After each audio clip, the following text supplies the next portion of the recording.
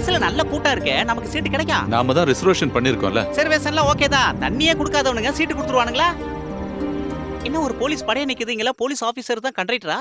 ம் ம் నువ్వు ఎల్లింది బస్సు దిరా என்னடா சொல்றாரு? What's problem sir? నువ్వు యాకే మాట్లాడుతున్నా மச்சி நீ கொஞ்சம் இரு, நான் சொல்லி புரிய வைக்கிறேன். அதாவது சார், எங்களுக்கு வந்து no Kannada, only Tamil, little English, you talk I talk. என்ன மச்சான் நான் சொல்றது? ನೀವು ಸತ್ಯವಾದಿ ಹೇಳು. ನೀವು ಪಾಕಿಸ್ತಾನಿ ಉಗ್ರವಾದಿ ಏನು? சார் நாங்க தீவிரவாதிகள் இல்ல, நாங்க இந்தியன் நேஷனல்ஸ். சார் நாங்க வந்து காங்கிரஸ், கம்யூனிஸ்ட், பிஜேபி, நாங்க டீசென்ட் பார்ட்டி சார். சார் நான் ఏనేను బ్యాగ్ లో ఏనిదే சார் அது வந்து ஆ, ஆ, அது வந்து சார் நாங்க என்னன்னா நாங்க ஷூட்டிங் பார்ட்டி சார்.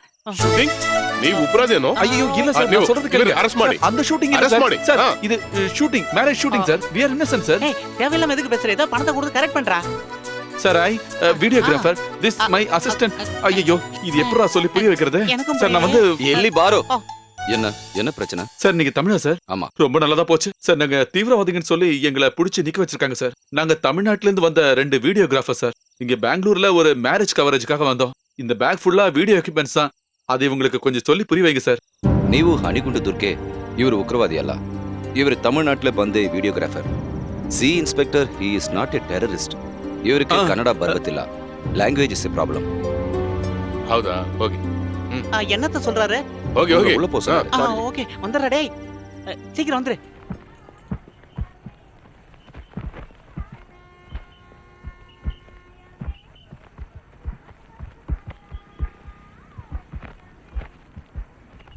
இந்த நன்றியை மறக்கவே மாட்டேன் சார்.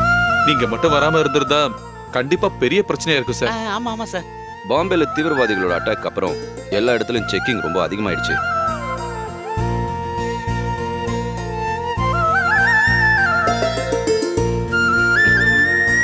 எந்த ஊருக்கு போறீங்க? நாங்க 2 பேரும் சென்னைக்கு போறோம் சார். என் பேரு சதீஷ். நாங்க ஒரு ஸ்டுடியோ நடத்திட்டு இருக்கேன். இது என் அசிஸ்டன்ட் சுந்தர். ஸ்டுடியோவை கம்ப்ளீட்டா மேனேஜ் பண்றது நான் தான். எடிட்டிங், கிராபிக்ஸ், டிசைனிங் எல்லாத்தையுமே பிச்சு உதறிடுவேன். நான் இல்லனா ஸ்டுடியோவே இல்ல சார். என்ன நான் சொல்றது? நானும் சென்னை தான். என் பேர் சுரேஷ். நீங்க என்ன பண்றீங்க சார்? பிசினஸ் பண்ணிட்டு இருக்கேன்.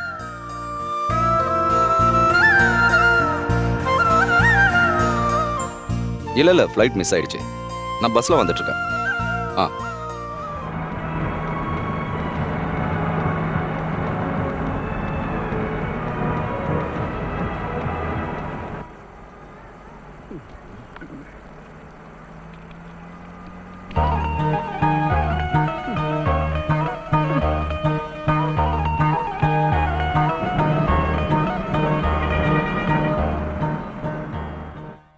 பேக மேல வச்சுட்டு கொஞ்சம் ஃப்ரீயா இருக்கலாம்ல? வேண்டாம் சார், இதுல கேமரா இருக்கு. இதான் என்னோட உயிர். இது மேல இருந்து கீழே ஏதாவது விழுந்துருச்சுன்னா புதுசு வாங்குறது பணம் இல்ல. பொருளாதார நெருக்கடியால அதிகமா பிரச்சனை அனுபவிக்கிறது எங்களை மாதிரி ஆளுங்க தான். 2 கல்யாணம் 2 வளகாப்பு கிடைச்சா பிரச்சனை தீந்துரும்ல? இல்ல சார், பழைய மாதிரி வேலை இல்ல. ஃப்ரீலான்ஸ் ஆளுங்க நிறைய பேர் வந்ததுனால இப்பெல்லாம் வேலை கிடைக்கிறதே இல்ல. அவங்களுக்கு ஸ்டுடியோ வேண்டாம், வாடகை கொடுக்க வேண்டாம், ஸ்டாஃப் வேண்டாம். ஒரு கம்ப்யூட்டர் மட்டும் இருந்தா பிரச்சனை முடிஞ்சு போச்சு. நம்ம கல்யாணத்துக்கு உங்க அப்பா சம்மதிக்காம இருந்தா என்ன பண்ணிருப்ப? நான் உயிரோடவே இருந்திருக்க மாட்டேன். அந்த மாதிரி எல்லாம் பேசாத செல்லம். தெய்வீக காதல்.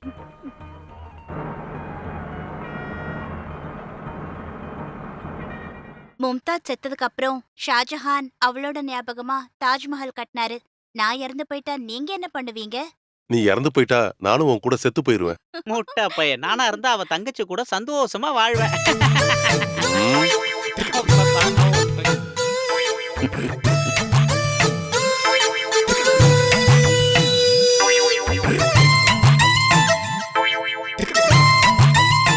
என்னாச்சு, தூக்கம் வரலையா?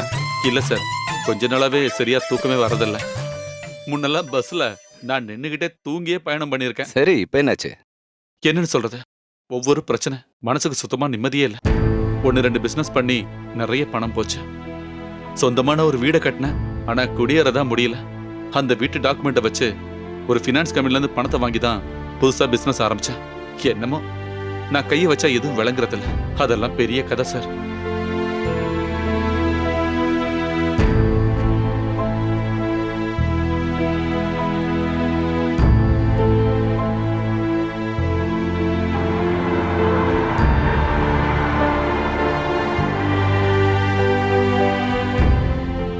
உங்களுக்கு தூக்கம் வரதா இருந்தா தூங்குங்க. ராத்திரி பயணத்துல நானும் தூங்குறது இல்ல. இந்த டிரைவர் தூங்கிட்டாருன்னு வைங்க, இல்ல நான் தூங்குறதுனாலே ஒண்ணும் ஆக போறது இல்ல. சொல்ல போனா நம்ம 2 பேருமே இன்னைக்கு தூங்க போறது இல்ல. சரி, நம்ம 2 பேரும் தூங்காம முழிச்சிட்டு இருக்கிறதுனால ஏதாவது பேசிட்டு இருக்கலாமே. கண்டிப்பா சார். நீங்க தப்பா நினைக்கலனா உங்க பிரச்சனை என்னன்னு என்கிட்ட சொல்லுங்க.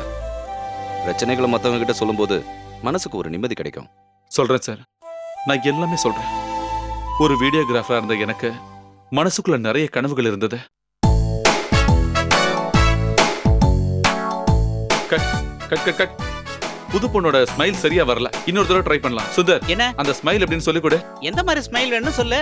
டேய், கல்யாணத்துக்கு அடுத்த நாள் புது பொண்ணோட முகத்துல வர அருமையான அந்த புன்சிரிப்பு, அத கொஞ்சம் சொல்லி கொடு. ஓ, அந்த ஸ்மைல் தான் வேணுமா? இதோ இப்ப சொல்லி கொடுத்துறேன். ஓகேவா? டேய் சுந்தர், நீங்க வா. என்ன என்னாச்சு? டேய், இது வாடா புன்சிரிப்பு. இது முதல்ல பவர் ஸ்டார் நடிச்ச படத்துல அவர் சிரிக்கிற மாதிரியே இருக்கு. ஆஹா. நீ கொஞ்சம் காட்டு.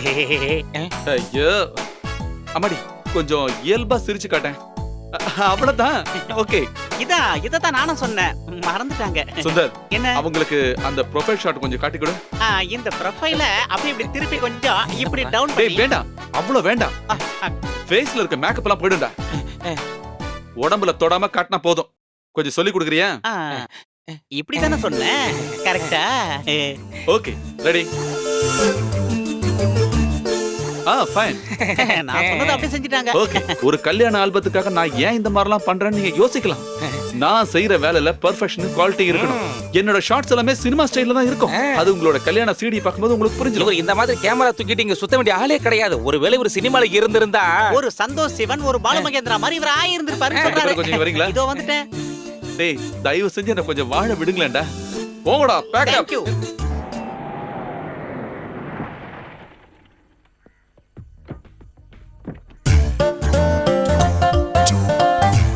குமாரு, அந்த மணில ஒரு பஞ்ச குடு. டேய், காலிங் பெல் அமுக்க சொன்னேன்டா. அதுவா? புரிகிற மாதிரி சொல்ல வேண்டியதானே? சொல்லிட்டாலும். டேய், நல்லா அமுக்குடா, அப்பதான் உங்களுக்கு கேக்கும். இந்த பெல்ல சவுண்ட் பக்கத்து வீட்டுக்காரனுக்கே கேட்கும் முதலாளி. யாரையும் காணோம். ஏய், யாரு அது? தோ இங்க இங்க இங்க. நீங்களா? வாங்க வாங்க. ரொம்ப அன்போடெல்லாம் வரவேற்காதீங்க, புரியுதா? பாக்கும்போது சிரிச்சு பேசி எந்த பிரயோஜனமும் இல்ல. பணத்துக்கு பணம் தான் வேணும். ஐயா வட்டிக்கு விடுறது புண்ணியத்துக்காக இல்ல, 4 காசு பாக்குறதுக்காக தான். ஆமா, எங்க அந்த ஜெகதீஷ்? முதலாளி ஜெகதீஷ் இல்ல முதலாளி, சதீஷ். அதெல்லாம் எங்களுக்கு தெரியும். கில்லாடி ஆச்சே, பெரிய கில்லாடி. கூப்பிடுங்க அவனை. அவன் தூங்கிட்டு இருக்கான், என்ன எழுந்திருக்க? அது சரி, அவன் நிம்மதியா தூங்குவான். ஏன்னா பணம் கொடுத்தனா தூக்கம் இல்லாம சுத்திட்டு இருக்கேன். கூப்பிடுங்க அவனை, இல்ல உள்ள வந்து நான் கூப்பிடுவா. இல்ல வேண்டாம், நானே அவரை கூப்பிடுறேன். யாருமா? அட, முதலாளியா? என்ன அப்படியே நின்னுட்டீங்க? உள்ள வாங்க, வந்து உட்காருங்க. நான் இங்க ஒண்ணும் உட்கார்றதுக்கு வரல. என்கிட்ட ஓவர் ஆக்டிங் காட்டாது என்ன? என் பணம் மேட்டர் என்னாச்சு? அசலு தான் வரல, வட்டியாவது கட்டணும்னு உனக்கு தெரியாது? அண்ணே, அது வந்து இந்த வந்து போயெல்லாம் வேண்டாம். உன்னோட இந்த ஆக்டிங்க பார்த்து எனக்கு சலிச்சு போச்சு. அதெல்லாம் நடக்காது. எனக்கு இன்னைக்கு என் பணம் வேணும். இல்லனா எனக்கு எப்படி வாங்கணும்னு தெரியும். என்ன அந்த மாதிரி செய்ய வச்சிராது. எனக்கு கொஞ்சம் டைம் நீங்க கொடுத்தே ஆகணும். டைம் எல்லாம் நிறைய கொடுத்தாச்சு. உன்கிட்ட பணம் இல்லனா உன் அண்ணன் தாசில்தார் இருக்கான்ல, அவன்கிட்ட வாங்கிக்கலாம். டெய்லி நிறைய லஞ்ச பணம் வாங்கிட்டு இருக்காருல்ல, அவர் நினைச்சாருன்னா உடனே கொடுத்துட முடியல. அண்ணன் கிட்ட நான் பணம் எல்லாம் கேக்குறதே இல்ல. ஒரு வாரம் நீங்க எனக்கு டைம் கொடுத்தே ஆகணும். அதுக்குள்ள நான் எப்படியாவது பணத்தை தந்துடுறேன். அது சரி, நீ ஆளு சூப்பர் ஆச்சே. கொலை குற்றத்துக்காக நான் உள்ள போய் படுத்தனா அதுக்கப்புறம் நீ பணம் தர வேண்டிய அவசியம் இல்லை. கண்டிப்பா நான் உங்களுக்கு அடுத்த வாரம் பணம் தந்துடுறேன். நம்பலாம்ல? நிச்சயமா. ஒரு வாரத்துக்குள்ள என் பணத்தை தரலன்னு வை, உங்க அம்மா பேர்ல வச்சிருக்கேன் அந்த பத்மா ஸ்டுடியோ, அதை எங்க அம்மா பேருக்கு மாத்திக்குவேன். எலிசபெத் ஸ்டுடியோன்னு மாத்திருவேன். எலிசபெத்ங்கிறது மகாராணியோட பேராச்சே முதலாளி. இருந்துட்டு போது, என்ன பொறுத்த வரைக்கும் எங்க அம்மாவும் மகாராணி தான். எங்க அம்மாவோட பல சொந்தக்காரங்க மகாராணிங்க தான். அந்த விஷயம் உனக்கு தெரியுமா? அப்புறம் சொன்னது ஞாபகம் இருக்கட்டும், ஒரு வாரம் தான் டைம். இப்ப நான் கிளம்புறேன். பணம் கிடைக்கலன்னு வை, என் உண்மையான முகத்தை நீ பார்க்க வேண்டியிருக்கும். ஏய் வாடா.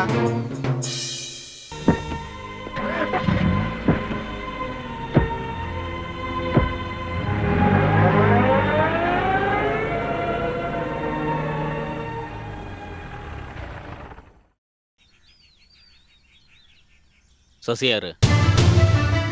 சசி அண்ணா, என்ன? இந்த போட்டோவை இங்க இருந்தா பிரிண்ட் எடுத்து கொடுத்தீங்களா? கொடுங்க சார். இல்ல சார். ஒய்யாடா சொல்ற ராஸ்கல். போட்டோல மார்ஃபிங் பண்ணி கல்யாணத்தையாட நிறுத்துறீங்க. இந்த போட்டோல இருக்கிற இவன் யாரா? இது பக்கத்து தெருவுல இருக்கிற கோபால் சார். இந்த ஸ்டுடியோவோட ஓனர் யாரு? அது எது கேக்குறீங்க? வாயை மூடுடா. சார் எங்க முதலாளி பேரு சதீஷ். இவனை நாங்க கூட்டிட்டு போறோம். அந்த ஆள் வந்தா ஸ்டேஷனுக்கு வர சொல்லு. ஏய் அடடா. சீக்கிரம் வர சொல்லுமா அவரை.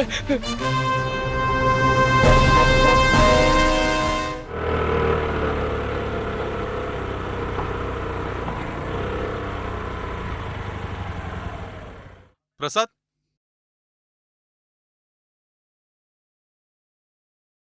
என்னடா என்ன விஷயம்? மொத்தமா பிரச்சனை ஆயிடுச்சு. இந்த காலத்துல எவனையுமே நம்ப முடியல. என்னடா விஷயம் என்னன்னு சொல்லு. ஏதோ ஒரு பொண்ணோட பையனோட போட்டோ மாஸ்கிங் பண்ணி அதை பிரிண்ட் போட்டு கொடுத்ததுனால சசியை போலீஸ் அரெஸ்ட் பண்ணி கொண்டு போயிட்டாங்க. என்னையே ஸ்டேஷனுக்கு வர சொல்லிருக்காங்களா? ஓ, உங்ககிட்ட எத்தனை தடவை சொல்லியிருக்கேன் நமக்கு நம்பிக்கையானவங்கள தான் வேலைக்கு வச்சுக்கணும்னு. இந்த மேட்ரு மட்டும் வெளியே தெரிஞ்சுன்னு வை, உன் ஸ்டுடியோக்கு யாராவது போட்டோ எடுக்க வருவாங்களா? அவன் இந்த மாதிரி பண்ணுவான்னு நான் கொஞ்சம் கூட எதிர்பார்க்கல. இப்ப என்ன செய்யறதுன்னே தெரியல. அந்த எஸ்ஐ உனக்கு நல்ல பழக்கம் இருக்குல்ல? பழக்கலாம் இருக்கு, ஆனா அந்த ஆளு ஒவ்வொரு நேரத்திலயும் ஒவ்வொரு மூட்ல இருப்பாரு. உனக்கு தெரியாதுன்னு சொல்றதுல அர்த்தமே இல்ல. உன் ஸ்டுடியோல இருந்து தான் இந்த போட்டோவை பிரிண்ட் எடுத்து கொடுத்திருக்காங்க. நீ அந்த குடும்பத்தை பத்தி கொஞ்சமாவது யோசிச்சு பாரு. இனி யாராவது ஒரு பையன் அந்த பொண்ணு கல்யாணம் பண்ண முன் வருவானா? இந்த விஷயத்துக்கு இவனுக்கு சம்பந்தமே இல்ல சார். யாருக்குமே தெரியாம ஸ்டுடியோல வச்சு சசி தான் அந்த பிரிண்ட போட்டு கொடுத்துருக்கான் சார். யாரு போட்டு கொடுத்தாலும் பிரச்சனை இல்ல. ஸ்டுடியோ ஓனருங்கிற முறையில இந்த ஆளுக்கு அதுல பங்கு இருக்கு. இது கிரிமினல் அஃபென்ஸ் தெரியல. இப்படி எல்லாம் நடந்ததுல இவனுக்கும் ரொம்ப வருத்தம் இருக்கு சார். நான் விசாரிச்சு பார்த்ததுல எனக்கு பழக்கமானவரோட பொண்ணு தான் சார் அது. நாங்க இன்னைக்கே போய் அவரை பாக்குறோம். உனக்கு இதுக்கும் எந்த சம்பந்தமும் இல்லைன்னு இவர் சொன்னதுனாலதான் உன்னை விடுறேன். ஆனா இந்த திமிர் பிடிச்சவன் இருக்கானே, இவனை நான் விடவே மாட்டேன். சார், இந்த ஒரு தடவை நீங்க இவங்க மேல கொஞ்சம் கருணை காட்டுங்க. ஒரு நிமிஷம், நீ மட்டும் போனா போதும். நான் இங்கே நிக்கிறேன். அப்புறம் எதுக்கு நீ வந்த? அதுக்கு இல்ல, நான் தான் ஸ்டுடியோ ஓனர்னு தெரிஞ்சா அவங்க ஒருவேளை. அவங்க அந்த மாதிரியான ஆள் கிடையாது. நான் தானே கூட்டிட்டு வந்தேன். வா. அட யாரு இது? வா வா வா வா, வந்து உட்காரு. உட்காருப்பா. என்னாச்சு திடீர்னு வந்திருக்க? நடந்த விஷயத்த கேள்விப்பட்டேன், உங்களை வந்து பார்க்கணும்னு தோணுச்சு, அதான் வந்தேன். ஏதேதோ நடந்து போச்சு. ஆமா, இவர் யாரு? இவன் சதீஷ், என் சிஷ்யன் தான். இவர் ஸ்டுடியோல இருந்த ஒருத்தன் தான் நம்ம ஸ்ரீஜாவோட கல்யாணத்தை தடுக்க போட்டோ எடுத்து கொடுத்தவன். பணம் சம்பாதிக்க இது ஒரு நல்ல வழி தானே. இதை விட வேற. உங்களோட நிலைமை எனக்கு நல்லா புரியுது. அதோட உண்மை நிலவரம் என்னன்னு சொல்லிட்டு போக தான் நாங்க வந்தோம். இதுக்கு காரணம் இவன் இல்ல. இந்த விஷயத்துல இவன் நிரபராதி. ஆமாங்க, நான் ஊர்ல இல்லாத நேரம் பார்த்து உங்க பொண்ணோட லவ்வர்னு சொல்லி எவனோ ஒருத்தன் வந்து என் அசிஸ்டன்ட்டுக்கு பணத்தை கொடுத்து இந்த மாதிரி செய்ய வச்சுட்டான். இப்படி எல்லாம் நடந்ததுக்காக மன்னிப்பு கேட்க தான் நாங்க இங்க வந்தோம். இனிமே மன்னிப்பு கேட்டு என்ன பிரயோஜனம் இருக்கு? என் பொண்ணு வாழ்க்கையே போயிடுச்சு, அதை திருப்பி தர முடியுமா?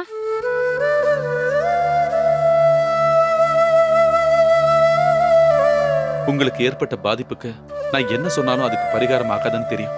இருந்தாலும் சொல்றேன், நான் மாப்பிள்ளையோட வீட்டுக்கு போய் உண்மை என்னன்னு அவருக்கு சொல்லி புரிய வைக்கிறேன். வேண்டாம், அதுக்கு இனிமே அவசியம் இல்ல.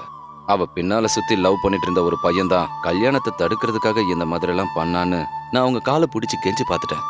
கேட்கவே இல்ல. என் பொண்ணு எந்த ஜென்மத்துல என்ன பாவம் பண்ணாலும்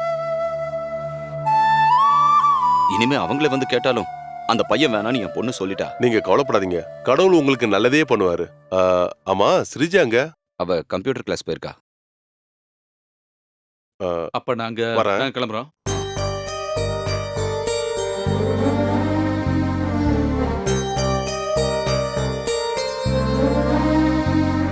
என்னம்மா, படிப்புலாம் எப்படி போயிட்டு இருக்கு? நல்லா போயிட்டு இருக்கு. நீ இப்படி ஒரு முடிவு எடுப்பன்னு நான் கொஞ்சம் கூட எதிர்பார்க்கவே இல்லை. நல்ல மனசு இருக்கிறவங்களால தான் இப்படி ஒரு முடிவு எடுக்க முடியும். ஸ்ரீஜா கண்டிப்பா உனக்கு தகுதியான ஒரு பொண்ணு தான். உனக்கு மனைவி ஆகிறதுக்காக தான் அவ கல்யாணம் நின்னு போயிருக்குன்னு நினைக்கிறேன். அந்த பொண்ணை நான் கல்யாணம் பண்ண முடிவெடுத்தது அந்த கல்யாணம் நின்னு போனதுனால இல்ல. அது மட்டும் இல்லாம எனக்கு மட்டும் பிடிச்சா போதாதுல்ல, அந்த பொண்ணுக்கும் அவங்க வீட்டுல இருக்கவங்களும் பிடிக்கணுமே. உனக்கு இது விருப்பம்னா அவங்களுக்கு எந்த பிரச்சனையும் இருக்கிற மாதிரி தோணல. அப்புறம் இந்த விஷயத்தை பத்தி பொண்ணோட அப்பா கிட்ட நான் சொல்லிட்டேன். நீ இன்னைக்கே போய் உங்க அம்மா கிட்டயும் அண்ணங்கிட்டயும் விஷயத்த சொல்லிடு. அவங்களோட முடிவும் என்னன்னு தெரியணும்ல. நீ அந்த பொண்ணை கல்யாணம் பண்ணிக்கிறதுல எனக்கு சந்தோஷம் தான். அந்த பொண்ணோட அப்பா பரமேஸ்வரன் எனக்கு நல்லா தெரியும். நம்ம குடும்பத்துக்கு ஏத்த சம்பந்தம் தான். ஆனா எனக்கு இவனை நினைச்சாதான் பயம். இங்க பாரு, கல்யாணம் முடிஞ்ச அப்புறம் இந்த மாதிரி ஊதாரித்தனமா சுத்திக்கிட்டு இருந்தேன்னு வையே, அதுக்கு கல்யாணமே பண்ணிக்காம இருக்கலாம். அதெல்லாம் கல்யாணத்துக்கு அப்புறம் சரியாயிடுங்க. இவ்ளோ நாளா கல்யாணமே வேண்டான்னு சொன்ன ஆளு இப்போ கல்யாணத்துக்கு சம்மதிச்சது பெரிய விஷயம் தானே. இனிமே 1-2ன்னு பேசி கொழுந்தனார் கல்யாணம் நிக்க வேண்டாம். நீ சொல்லுவடி. இத பண்றேன் அதை பண்றேன்னு எவ்வளவு பணத்தை அழிச்சிருக்கான் தெரியுமா இவன். இப்போ ஒரு ஸ்டுடியோ நடத்துறான். கேள்விப்பட்டீங்களா இவன் ஸ்டார்ட் பண்ண வேலைய? அந்த பார்த்த சாரதி இருந்ததுனால போலீஸ் கிட்ட அடி வாங்காம தப்பிச்சான். ஒரு விதத்துல அது நல்லதுதான். அந்த மாதிரி எல்லாம் நடந்ததுனால தானே இவனுக்கு இப்ப கல்யாணம் பண்ணணும்னு ஆசை வந்திருக்கு. என்னம்மா நீங்க இந்த அளவுக்கு அப்பாவியா இருக்கீங்க? இவன் இப்படி ஆனதுக்கு நீங்க தான் காரணம். கல்யாணம் முடிஞ்சதுன்னா எல்லாத்துக்கும் ஒரு மாற்றம் வரும். அப்படிதானடா? ஆமா, அண்ணன் மட்டும் எப்படி இருந்தாரு? அண்ணிய கல்யாணம் பண்ணதுக்கு அப்புறம் தானே மொத்தத்துல அவருக்குள்ளே ஒரு மாற்றம் வந்தது. ஐயே, ச்சீ, பே. அப்புறம் நாளைக்கே நீங்க எல்லாருமா சேர்ந்து அவளோட அப்பா கிட்ட பேசணும். பார்த்தாவும் உங்க கூட வருவான். இவர் அர்ஜென்ட் படுறத பார்த்தா நாளைக்கு அந்த பொண்ணை கூட்டிட்டு வந்துருவாருன்னு நினைக்கிறேன். எனக்கு என்னமோ அந்த பொண்ணோட கல்யாணத்தை நிறுத்தினது இவரதான் இருக்கும்னு சந்தேகமா இருக்கு. பாத்தீங்களாமா?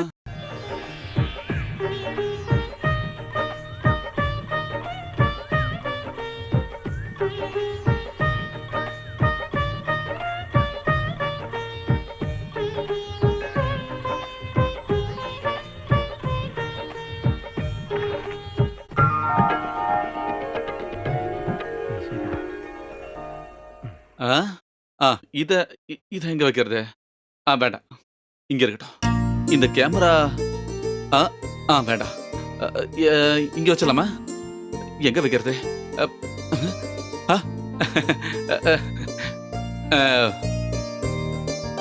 இந்த இல்ல கொடு. தேங்க்ஸ். உட்காரு உட்காரு. ஒரு நிமிஷம்.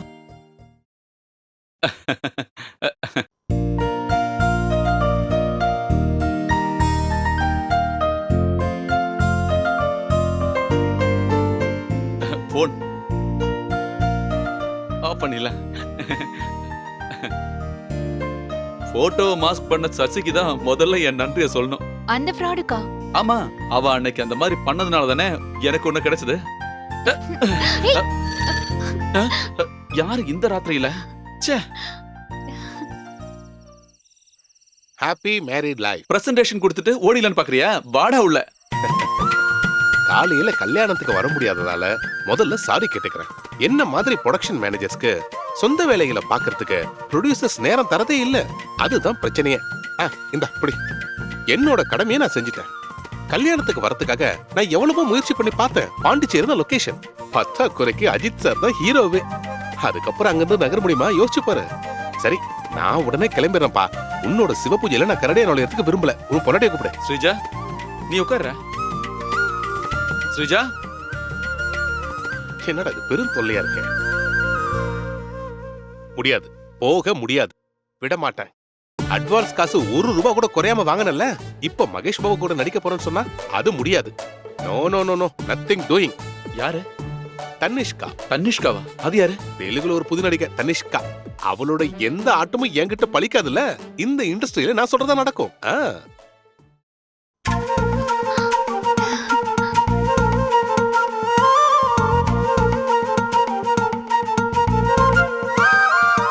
எனக்கு ரொம்ப சந்தோஷமா இருக்குடா.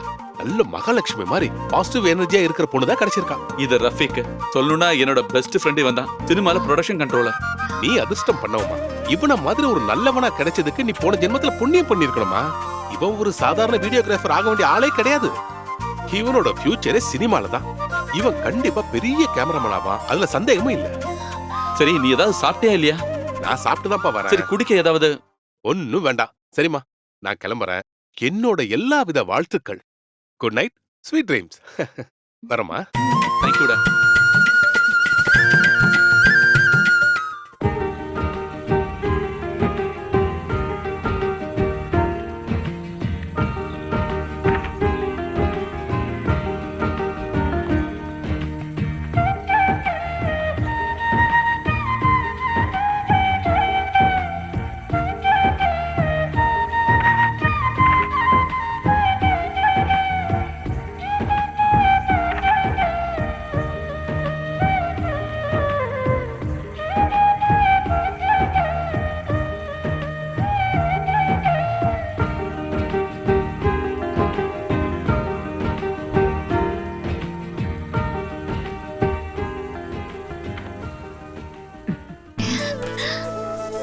சாப்பாட்டுக்கு அது வேணும் இது வேணும்னு அவன் எப்பவும் அடம்பிடிக்க மாட்டான். கருணக்கிழங்கு பொரியலும் ரசமும் இருந்தா போதும்.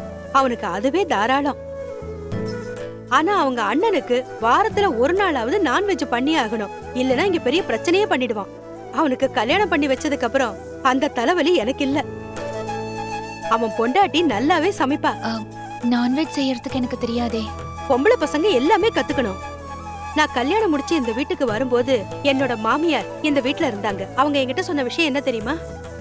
கல்யாணம் முடிஞ்சு ஒரு வீட்டுக்கு வர பொண்ணு தெரிஞ்சுக்க வேண்டிய விஷயம் புருஷனுக்கு என்னென்ன பிடிக்குங்கிறதுதான். வாய்க்கு ருசியா புருஷனுக்கு பிடிச்சத செஞ்சு பரிமாறினா குடும்பத்துல பல பிரச்சனைகள் வராதுன்னு அவங்க சொல்லுவாங்க.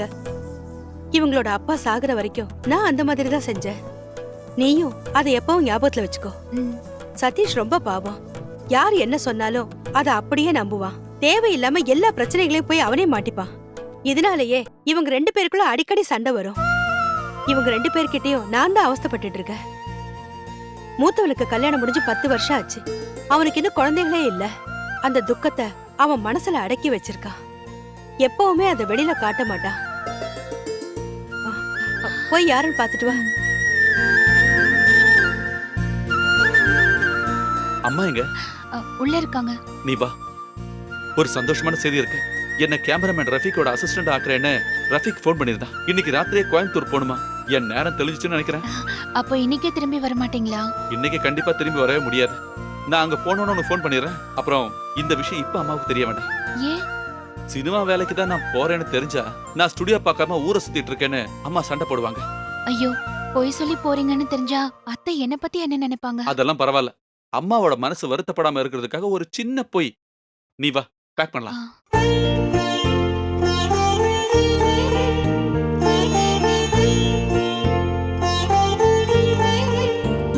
ரஃபீக், அடா பயங்கர பசிப்பா. ரொம்ப நேரம் வெயிட் பண்ணி பார்த்தேன், பசி தாங்கல. Train Leto? உட்கார உட்கார. சரி நீ சாப்பிடு. இல்ல வேண்டாம், நான் குளிச்சு ஃப்ரெஷ் ஆகி. டேய், குளிக்கிறதெல்லாம் அப்புறம் பாத்துக்கலாம். டைரக்டரோட ரூம்ல கேமராமேனும் ரைட்டர் டிஸ்கஷன்ல இருக்காங்க. நாம அங்க போய் அவங்கள பார்க்கணும்ல. சீக்கிரம் சாப்பிடு. இங்க பாரு, லட்டு மாதிரி சிக்கன் ஃப்ரை, சிக்கன் கறி, மட்டன் கைமா, சப்பாத்தி, சாலடு. ஒரு ரவுண்ட் ஊத்த வேண்டாம், நான் சாப்பிட மாட்டேன். சாப்பிடக்கூடாது. மது நாட்டுக்கும் வீட்டுக்கும் கேடுன்னு பாட்டிலே எழுதி வச்சிருக்காங்க. அதை தெரிஞ்சு முட்டை பசங்க குடிக்கிறாங்க.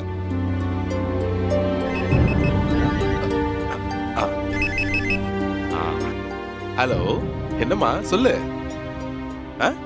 சவுண்ட் வருதா? பழசாயிடுச்சுன்னா சத்தம்லாம் வர்றது இயல்புதான். இப்ப எதுவுமே பண்ண முடியாது. ரொம்ப டிஸ்டர்பன்ஸா இருந்தா ஒண்ணு பண்ணு, அதை ஆஃப் பண்ணிட்டு குப்பர் படுத்து தூங்கு. கேக்குறேன். வச்சு குப்பத்துல ரோட்டோரம் படுத்து இருந்த பொண்ணு இப்ப அவளுக்கு ஸ்பிளிட்டேசில வர சவுண்ட் அலர்ஜியா இருக்காமா. யாரு? அந்த அசாந்தி வரும்போது காக்காவோட லெக் பீஸ் மாதிரி இருந்தா. ப்ரொடக்ஷன் சாப்பாடை சாப்பிட்டதுக்கு அப்புறம் தான் இந்த கலரு அழகெல்லாம் வந்துச்சு. இங்க பாரு, இந்த ப்ரொடக்ஷன் சாப்பாட்டை 2 வாரம் சாப்பிட்டேன்னா நீ ஷாருக் கான் மாதிரி ஆயிடுவ. சரி, இது எந்த மாதிரி டைப் சினிமா? இது ஃபுல்லா ஒரு ஃபேமிலி சப்ஜெக்ட் தான். டைவர்ஸ் ஆன புருஷன் பொண்டாட்டிக்கு நடுவுல நடக்கிற ஒரு பயங்கரமான பிரச்சனையை மையமா வச்சு ஒரு super black Bastar cinema. Super hit தான். சூப்பர் ஹிட் எல்லாம் ரிலீஸுக்கு அப்புறம் தானே சொல்ல முடியும். இதோட கதை தான் என்ன? கதெல்லாம் அதுக்கப்புறமா சொல்றேன். அதுக்கு முன்னாடி கேமராமேனை நாம போய் பார்த்தாகணும். அதுக்கப்புறம் வந்துட்டு குளிச்சுட்டு சாப்பிடு. இப்ப படத்தோட 3/4 ஷூட் பண்ணி முடிச்சாச்சு. இனிமே கிளைமேக்ஸ் என்னன்னு முடிவெடுக்காம அடுத்த சீனுக்கு போக முடியாது. May come in sir? Yes. Rafeeq, நாளைக்கு லொகேஷன் ஓகே தானே? Okay sir. சேகர் சார், இதான் நான் சொன்ன ஆளு. ஒரு 5 நிமிஷம் ரஃபிக், இதை நான் முடிச்சுட்டு வந்துடுறேன். இப்ப நம்ம வச்சிருக்கிற கிளைமேக்ஸ் ரொம்ப சாதாரணமா இருக்கு. இந்த ஃபேமிலி சப்ஜெக்ட பொறுத்த வரைக்கும் எதிர்பாராத ஒரு முடிவு தான் கிளைமேக்ஸா இருக்கணும். அப்பதான் லேடிஸை நம்மளால கவர் பண்ண முடியும். நீங்க என்ன சொல்றீங்க சேகர்? கரெக்ட் தான் சார். ஸ்ட்ரைட்டா கதை சொல்லிட்டு போறதுல எந்த பிரயோஜனம் இல்ல. ஒரு ட்விஸ்ட் வேணும். அதைத்தான் நானும் சொல்றேன். நீங்க வேற மாதிரி யோசிச்சு பாருங்களேன். 1-2 யோசிச்சிருக்கேன். அதுல பெட்டரானதை இப்ப நான் சொல்றேன். லீகலா டைவர்ஸ் ஆகி பிரிஞ்சு இருக்கிற லேகாவுக்கும் ரவிக்கும் குடும்பத்துல இருக்கிற சொந்தக்காரங்க வேற கல்யாணம் பண்ண பாக்குறாங்க. இவங்க 2 பேருக்கும் வேற ஒருத்தர் கூட வாழ்றத பத்தி யோசிக்கவே முடியல. ஆனா அவங்களோட குழந்தை ரவி கூட தான் இருக்கா. குழந்தைய திரும்ப வாங்குறதுக்காக ரேகாவோட அப்பா குடும்ப நல கோர்ட்ல கேஸ் போட்டிருக்காரு. ஆனா குழந்தைக்கு அப்பாவும் வேணும், அம்மாவும் வேணும். இதுக்கு இடையில ரேகாவுக்கு அவங்க அப்பா வேற இடத்துல நிச்சயம் பண்றாரு. ரேகாவுக்கு கல்யாணம் நிச்சயம் பண்ணதை கேள்விப்படுற ரவிக்கு ரொம்ப ஷாக்கா இருக்கு. ரேகா இந்த கல்யாணத்துக்கு சம்மதிப்பான்னு ரவி கொஞ்சம் கூட எதிர்பார்க்கவே இல்ல. 2 பேருக்கும் எதுவுமே செய்ய முடியாத நிலைமை. கல்யாணத்தன்னைக்கு மணமேடையில ரேகா உட்காந்துகிட்டு இருக்கா. பக்கத்துல மணமகன் ஐயரு எதிரில மந்திரம் ஓதிக்கிட்டு இருக்காரு. ஆனா ரேகாவோட கண்கள் யாரையோ தூரத்துல தேடிக்கிட்டே இருக்கு. அந்த ஆடிட்டோரியத்துக்கு பின்னால இருக்கிற ரவி ரேகாவை பாத்துக்கிட்டே இருக்காரு. தான் புருஷன் தன்னை தேடி வந்திருக்கான். ஒண்ணுமே செய்ய முடியாத ரேகாவோட நிலைமை. டென்ஷன். சில நொடிகள்ல சில மாதிரி உட்கார்ந்திருக்க அவ கழுத்துல மணமகன் தாலிய கட்டுறாரு. அப்படியே ரீரெக்கார்டிங்க தூக்குறோம். எதுவுமே செய்ய முடியாத ரவி அங்கிருந்து கிளம்புறான். இந்த கிளைமேக்ஸ்ல எந்த புதுமையும் இல்ல. இந்த மாதிரி நிறைய படங்கள்லாம் வந்திருக்கு. ஆமா சார், இதே மாதிரி ஒரு தெலுங்கு படத்துல கூட நான் பாத்திருக்கேன். புருஷன் இருக்கிற ஹீரோயின் வேற ஒருத்தரை கல்யாணம் பண்ணிட்டா படம் பார்க்க வர லேடிஸ் ஏத்துக்க மாட்டாங்க. இதுலயே வேற ஏதாவது சேஞ்ச் பண்ணுங்க. நானும் யோசிக்கிறேன். சார், நான் ஒரு சஜஷன் சொல்லவா? கம்முனிடுறா. சாரி சார், ஒண்ணு இல்ல. அவர் ஏதோ சொல்றேன்னு சொன்னார்ல, நல்லா இருந்தா வச்சுக்கலாமே. நீங்க சொல்லுங்க. கிளைமேக்ஸோட சிச்சுவேஷன் அதே தான் சார். மணமேடையில உட்கார்ந்து இருக்கிற ஹீரோயின் கல்யாண மண்டபத்துல முதல் புருஷன் இருக்கான். டென்ஷனோட சில நிமிஷங்கள். தாலி கட்டுறதுக்கு கொஞ்சம் முன்னாடி மம்மி அப்படின்னு ஒரு சின்ன குழந்தை கூப்பிடுறா. ஹீரோயின் பார்க்கும்போது அது தன்னோட குழந்தை தான். மம்மி, டாடி வந்திருக்காங்க, நீங்க வாங்க நம்ம டாடி கிட்ட போலான்னு சொல்லி இந்த ஹீரோயினிய மண்டபத்துல இருக்கிற புருஷன் கிட்ட இந்த குழந்தை கூட்டிட்டு போகுது. அங்க வச்சு அவங்க ஒன்னா சேர்றாங்க. அதுக்கப்புறம் சென்டிமெண்ட்ஸோட சில நிமிஷங்கள். குடும்பமே ஒன்னா சேருது. அங்க இருக்கிறவங்க எல்லாருமே சந்தோஷப்படுறாங்க. இதத்தான் நான் சொல்லலான்னு வந்தேன். குட், நல்லா இருக்கு. லேடிஸுக்கு கண்டிப்பா இந்த கிளைமேக்ஸ் பிடிக்கும். நீங்க என்ன சொல்றீங்க? ரொம்ப நல்லா இருக்கு சார். அப்ப இதை ஃபிக்ஸ் பண்ணிடலாமா? நீங்க ரைட்டரா? பேர் என்ன? சதீஷ். சேகர் சார் கிட்ட கேமரா சென்டர் செய்யறதுக்காக வந்தான். எதுக்கு நீங்க கேமரா அசிஸ்டண்டா சேர்றீங்க? உங்களுக்கு தான் நல்ல ஸ்டோரி சென்ஸ் இருக்குல்ல. நல்ல கதை பண்றதுக்கு நீங்க ட்ரை பண்ணுங்க. சினிமாவுக்கு இப்ப நல்ல எழுத்தாளர்கள் தான் தேவை. கேமரா அசிஸ்டண்டா நீங்க ஜாயின் பண்ணீங்கன்னா பல வருஷம் கழிச்சு தான் நீங்க படமே பண்ண முடியும். ஆனா இது அப்படி இல்ல. ஒரு படம் கிளிக் ஆயிடுச்சுன்னா அடுத்த படத்துக்கு நீங்க கேட்கிற சம்பளத்தை கொடுப்பாங்க. உங்ககிட்ட நல்ல கதை இருந்தா கொண்டு வாங்க. என்னோட அடுத்த படத்துக்கு உங்க கதையை நான் பயன்படுத்திக்கிறேன். Thank you sir. சரி, அப்ப நம்ம கிளம்பலாம். வர சார். வாங்க. இங்க பாரு, நான் கடைசியா சொல்றேன். இனிமே வீடியோ கேமராவையோ இல்ல ஸ்டில் கேமராவையோ உன் கையில எடுக்கவே கூடாது. மூவி கேமரான்னு சொன்ன மூக்க அப்படியே உடைச்சிரும், தெரிஞ்சுக்க. ஆமா, ஏன்? டைரக்டர் சார் சொன்னது கேட்டல. அவரோட அடுத்த படத்துக்கு உன்னோட கதையை யூஸ் பண்றதா சொல்லிருக்காரு. சாரோட அடுத்த 2 படத்துக்கும் கதை இன்னும் ரெடி ஆகவே இல்ல. நீ சீக்கிரமா போய் 2-3 கதையை ரெடி பண்ணி சார் கிட்ட வந்து சொல்லு. எவ்வளவு பணம் கிடைக்கும் தெரியுமா உனக்கு? ஒரு படம் மட்டும் ஹிட் ஆயிடுச்சுன்னு வையே, அப்புறம் லட்சக்கணக்கில் கொண்டது உன் காலில் கொட்டுவாங்க. 1-2 கதையோட சில ஐடியாஸ் மட்டும் என்கிட்ட இருக்கு. நீ ஐடியா பண்ணுவியோ பண்ண மாட்டியோ, சீக்கிரமா கதையை ரெடி பண்ணிடு. சரி, திரும்ப போறதுக்கு ராத்திரி ஏதாவது ட்ரெயின் கிடைக்குமா? ஒரு ராத்திரி கூட அவளை உன்னால பிரிஞ்சு இருக்க முடியல. நீ அதிர்ஷ்டம் பண்ணவுண்டா. மகாலட்சுமி மாதிரி ஒரு பொண்ணு கிடைச்சிருக்கா. ஆனா என் நிலைமைய கொஞ்சம் யோசிச்சு பாரு. சண்டை போட்டு போன சைராபானு வரலையா? என்னோட எல்லா நம்பிக்கையும் ஒரு நிமிஷத்துல நொறுக்கிட்டாச்சு. அழகான ஹோம் நர்ஸ் வேணும்னு பத்திரிக்கையில நான் ஒரு விளம்பரம் கொடுத்திருந்தேன். அடுத்த நாள் காலையில அவ திரும்பி வந்துட்டால. பெரிய பிரச்சனை பண்ணாங்களா? பிரச்சனை பண்ணாலா? பெரும் பிரச்சனை பண்ணிட்டால. என்ன பத்தி உனக்கு தெரியும்ல. அவ வயலண்ட் ஆனா, நான் சைலண்ட் ஆயிட்டேன்.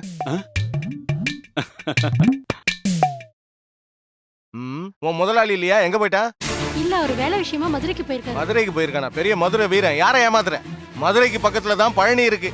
அங்க போய் மொட்டை அடிச்சுக்கிட்டு தலையில சந்தனத்தை பூசிக்கிட்டு பர்மனண்டா அங்கேயே இருக்க சொல்ல அவனை.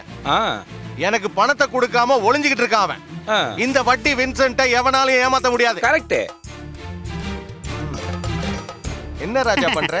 கம்ப்யூட்டர்ல வந்து சினிமா பாத்துட்டு இருக்கியா? இது யாரு? புது நடிகை? ஐயோ, இது சினிமா நடிகை இல்லனே, இது மணப்பெண்ணே. இவள நான் போட்டோஷாப்ல ஏத்திக்கிட்டு இருந்தேனே. பஞ்ச பரதேசி. இந்த மாதிரி பொண்ணுங்களை ஷாப்ல ஏத்தி அவங்க வாழ்க்கையை கெடுக்கிறதே உங்களுக்கு வேலையா போச்சுன்னு எனக்கு தெரியும். என்னடா அது கருப்பு பெட்டி மாதிரி இருக்கு? அண்ணா, அது கேமராண்ணா. எவ்வளவு வேலை இருக்கு? இது வந்து டிஜிட்டல்னா 1.5 லட்சம் ரூபாய்க்கு மேல இருக்கும். அப்படியே தூக்கு. ஐயோ அண்ணா, அதை கொண்டு போயிடாதீங்க. அப்புறம் போட்டோ எடுக்க வேற கேமரா இல்ல. வேண்டாம், கேமரா இல்லாம போட்டோ எடுத்தா போதும். என்ன முதலாளி? அது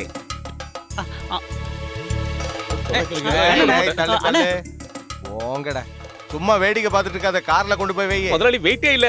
இத வச்சு எப்படி படம் எடுக்கலாம்னு நாம கத்துக்கலாம் முதலாளி. இந்த டிவியை கூட எடுத்துக்கலாமா முதலாளி? வேணாண்டா, பசங்க சினிமா பார்த்து கெட்டு நாசமா போட்டோம். கரெக்டா சொன்னீங்க செல்லம். இப்ப அடிக்கிற வெயிலுக்கு கருப்பு கொடையை விட வெள்ளை கொடை தான் ரொம்ப நல்லதா. 18 வயசுல இருந்து அர்த்தராத்திரியில கொடை பிடிக்கிறது எங்க முதலாளி பழக்கமா வச்சிருக்காரு. ஆனா இப்பதான் முதல் முறையா கொடையோட நிறத்தை மாத்தி இருக்காரு. எங்க முதலாளியை பத்தி உங்களுக்கு ஒண்ணுமே தெரியாது. என்ன முதலாளி சொல்லட்டுமா? அத கார்ல கொண்டு போய் வை. ஏய், தல தல தல தல. சரி, நான் வரட்டுமா? இப்ப என்ன பண்றது? ஸ்கிரிப்ட் எழுத சொன்னதும் முதல்ல ஞாபகம் வந்ததே உன்னோட இந்த முகம்தான். போங்க. சத்தியமா சொல்றேன், என்னோட அதிர்ஷ்டத்துக்கு எல்லாமே காரணம் இந்த மகாலட்சுமி தானே. எனக்கு சினிமா ரொம்ப பிடிக்கும். எங்க வீட்ல மாசத்துக்கு ஒரு படமாவது பாத்துருவோம். கதை, திரைக்கதை, வசனம்னு ஸ்கிரீன்ல பாக்கும்போது ஜனங்க எதுக்காக கை தட்டுறாங்கன்னு எனக்கு அப்ப தோணி இருக்கு. அதுதான் ஒரு எழுத்தாளனுக்கு கிடைக்கிற அங்கீகாரம், பேனாவோட சக்தி. இந்த விஷயத்த அத்தை கிட்ட சொல்ல வேண்டாம். வேண்டாம், இப்ப சொல்ல வேண்டாம். இப்போதைக்கு சஸ்பென்ஸாவே இருக்கட்டும். எல்லாம் ஓகே ஆனதுக்கு அப்புறம் சொல்லலாம். டேய் சதீஷ, டேய் கொஞ்சம் சீக்கிரமா வாயேன். பெரிய பிரச்சனை ஆயிடுச்சு. என்னாச்சு? அந்த வின்சென்ட் வந்து கேமராவெல்லாம் தூக்கிட்டு போயிட்டான். நீங்க தடுக்க வேண்டியதானே? அவன் பேசிட்டு இருக்கும்போது எடுத்துட்டு போயிட்டான்ப்பா. அது மட்டும் இல்ல, கம்ப்யூட்டரையும் எடுத்துட்டு போறதா சொல்லியிருக்கான். நாளைக்குள்ள பணத்தை கொடுக்கலனா கேமராவும் வித்துருவானா. நான் இல்லாத போது கேமரா எடுத்துட்டு போனது ரவுடிசம். நம்ம கண்டிப்பா போலீஸ்ல கம்ப்ளைண்ட் பண்ண வேண்டியதா. இனி போலீஸ் கேஸ்னு ஊர்க்காரங்களா சிரிக்கணுமா என்ன? வட்டிக்கு பணம் வாங்கி ஸ்டுடியோ ஆரம்பிக்கும் போதே நான் வேண்டான்னு சொன்னேன். கடன் வாங்கினா என்ன? என் வீட்டோட டாக்குமெண்ட் அந்த கையில இருக்குல்ல. அந்த பணத்துக்கு இதுக்கு மேல கேரண்டி தேவையே இல்ல. உன் அண்ணனுக்கு இந்த விஷயம் தெரிஞ்சா பெரிய பிரச்சனை தான். மானம் போயிடுச்சுன்னு சொல்லி என்ன நிம்மதியா இருக்க விட மாட்டான். அப்போ அண்ணனோட மானத்தை பத்தி தான் உங்களுக்கு கவலை இல்ல? அவனுக்கு அவ்வளவு மான ரோஷம் இருந்தா கொஞ்சம் பணம் எனக்கு தர சொல்லு. டேய், இது நாள் வரைக்கும் அவனுக்கு எவ்வளவு பணம் கொடுத்திருக்கான்? இந்த வீட்டோட பாகத்தை வாங்கி நீ புது வீடு கட்டும் போதும் பணம் கொடுத்து உதவினது அவன் தான். உன் வீட்டு வாடகை மட்டும் மாசம் மாசம் நீ வாங்கிட்டு இருக்கல்ல. எனக்கு தெரியுமா, எது செஞ்சாலும் அண்ணன் செய்யறதுதான் சரி. நான் என்ன பண்ணாலும் தப்பு. ஏன்னா அவன் பெரிய தாசில்தாராச்சே. உங்ககிட்ட நான் என்னன்னு சொல்றது? எனக்கு நீங்க ரெண்டு பேருமே ஒண்ணுதான். அவர் இறந்ததுக்கு அப்புறம் ஒன்ன வளர்க்க தான் நான் ரொம்ப கஷ்டப்பட்டிருக்கேன். அவனுக்கு செஞ்சதை விட உனக்கு தாண்டா நான் அதிகமா செஞ்சிருக்கேன். நீ நேரா ஸ்டுடியோக்கு போ.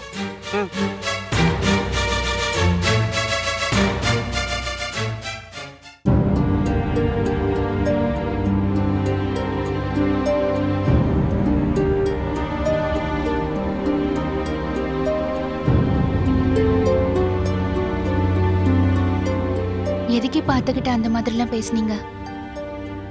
என் முன்னாடி அந்த மாதிரிலாம் பேசும்போது அவங்க ரொம்ப வருத்தப்படுவாங்கல்ல. நம்மளோட நல்லதுக்காக தானே அவங்க அப்படி சொல்றாங்க.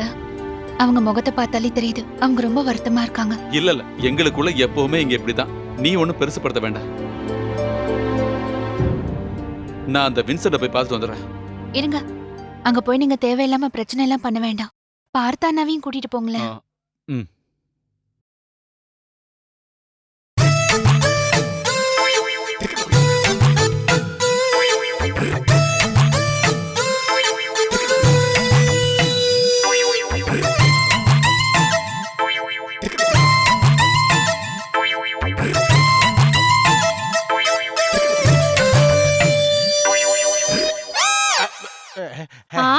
இதான் உங்க வேலையா?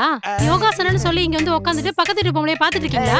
இவ்வளவு வயசாகி போயிடுச்சுல, இதெல்லாம் நிறுத்த கூடாதா? அடியே, யோகாசனம் பண்ணும்போது எதையாவது பாத்துக்கிட்டே பண்ணணும்னு யோகாச்சாரியார்கள் சொல்லிருக்காங்க. அவங்க எது வேணாலும் சொல்லுவாங்க. ஆனா பக்கத்து வீட்டுக்காரி புருஷன் கராத்தே மாஸ்டர்ன்றத மறந்துடாதீங்க. இங்க பாருங்க, உங்களை பார்க்க 2 பேர் வந்திருக்காங்க.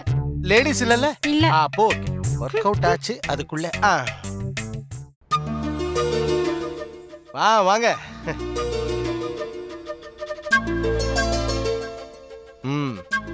உக்காரு. நான் எதிர்பார்த்தேன் விக்ரமாதித்தனும் வேதாளமும் ஒன்னா சேர்ந்து வருவீங்கன்னு. சொல்றேன்னு தப்பா எடுத்துக்காதீங்க. நீங்க செஞ்சது கொஞ்சம் கூட சரியா இல்ல. நான் இல்லாத போது ஸ்டுடியோக்குள்ள வந்து கேமரா எடுத்துட்டு போயிருக்கீங்களே, இது சரியா? ஏன் தப்புங்கிறியா? தப்புதான் தம்பி, ஏன் தப்புதான். பணத்தை எண்ணி கொடுத்தேன்ல, பணத்தை வாங்க வரும்போது அந்த பழனி முருகனை பார்க்க வர மாதிரியே இங்க வரீங்க. என்ன ஒரு பக்தி, என்ன ஒரு மரியாதை. உன்னோட எந்த பொருளை வேணா எப்ப வேணா எடுத்துக்கலாம்னு எனக்கு கையெழுத்து போட்டு கொடுத்துருக்கல. அப்புறம் என்னடா பெருசா பேசிட்டு இருக்க? இது வெறும் ட்ரெய்லர் மட்டும்தான். பாக்கி பணத்துக்காக ஒரு லாரியை வாடகைக்கு எடுத்துக்கிட்டு உன் வீட்டுக்கே வந்துருவேன். எதுக்கு நான் இப்படி தேவையில்லாம பேசிட்டு இருக்கீங்க? உங்களுக்கு தர வேண்டிய பணத்துக்காக என் வீட்டு டாக்குமெண்ட் நான் உங்ககிட்ட தானே கொடுத்துருக்கேன். டாக்குமெண்ட்டை வச்சுக்கிட்டு என்ன பண்றது? நாக்கு வழிக்கவா? உன் டாக்குமெண்ட்டை வச்சு கோர்ட்டு கேஸ்னு அலையறதுக்கு என்னால முடியாது. கண்டிப்பா அப்படிலாம் நடக்காது. 3 லட்சம் ரூபாய் வாங்கினதுல அவன் நிறைய பணம் கொடுத்துட்டான்ல, பாக்கியையும் கொஞ்சம் கொஞ்சமா கொடுத்துருவான். அந்த கேமராவை திருப்பி கொடுத்துருங்க, இல்லைன்னா அவன் ஸ்டுடியோல இருக்கிற வேலையெல்லாம் நின்று போயிடும். நிக்கட்டுங்கிற அப்பதானே என் வேலை நடக்கும். நான் 2 நாள் டைம் தரேன், இல்லைன்னா கேமராவை எவனுக்காவது வித்துருவேன். நீ ஸ்டுடியோல இருந்து துரத்தி விட்டியா அந்த சசி பையன்? அவன் அந்த கேமராவை கேட்டுக்கிட்டே இருக்கான். புதுசா ஸ்டுடியோ ஆரம்பிக்க போறானா? அதோட உன் கதை முடிஞ்சிடும். என் கேமரா அவனுக்கு கொடுத்தீங்கன்னா நீங்க கண்டிப்பா போலீஸ் ஸ்டேஷன் வர வேண்டியிருக்கும். என்னடா பயமுறுத்துறியா? வரட்டும்டா போலீஸ். நான் பார்க்காத போலீஸா? போலீஸ் என்ன தூக்குறதுக்கு முன்னாடி நான் உன்னை தூக்கிடுவேன். அப்ப நீ என்ன ரவுடிசம் பண்ணலாம்னு பாக்குறியா? அப்படிலாம் பண்ணணும்னா நீ இன்னொரு தடவை பிறக்கணும். எங்க அம்மாவும் அப்பாவும் இறந்துட்டாங்களே, இல்லைன்னா ட்ரை பண்ணிருக்கலாம். இவனுக்கு கொஞ்சம் டைம் கொடுன்னு உங்ககிட்ட மரியாதையா நான் சொல்லிட்டேன். ஆனா நீ என்கிட்ட ரவுடி மாதிரி பேசுற. உன்னால முடிஞ்சதை நீ செய். வாடா. டேய் இல்லடா, அந்த ஆள் என்ன பண்றான்னு நான் பாக்குறேன். நீ வா. அண்ணே வாடா.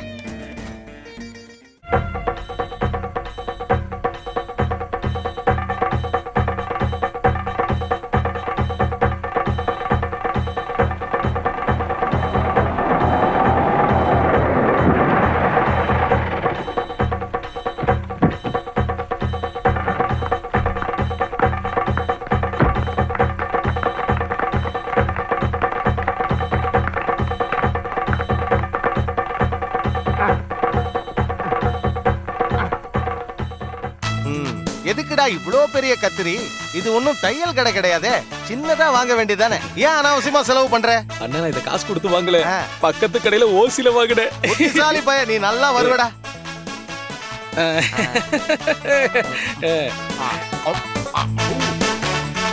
என்னடா ஸ்மெல் ஒரு மாதிரி இருக்கு? டேய் இந்த கொடை ஸ்டுடியோல யூஸ் பண்றதுடா, கொடுத்துடுறா.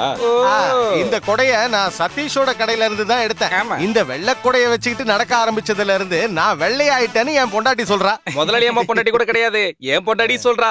இந்த கொடை நீங்க பிடிக்க ஆரம்பிச்சது ரொம்ப வெள்ளையாயிட்டீங்களா? உன் பொண்டாட்டி சொன்னா அது கரெக்ட் தான். அண்ணே இவன் தான் என்னோட புது பார்ட்னர் சாரதி. சாரதி சாரதி சசி, அதான் சாசா.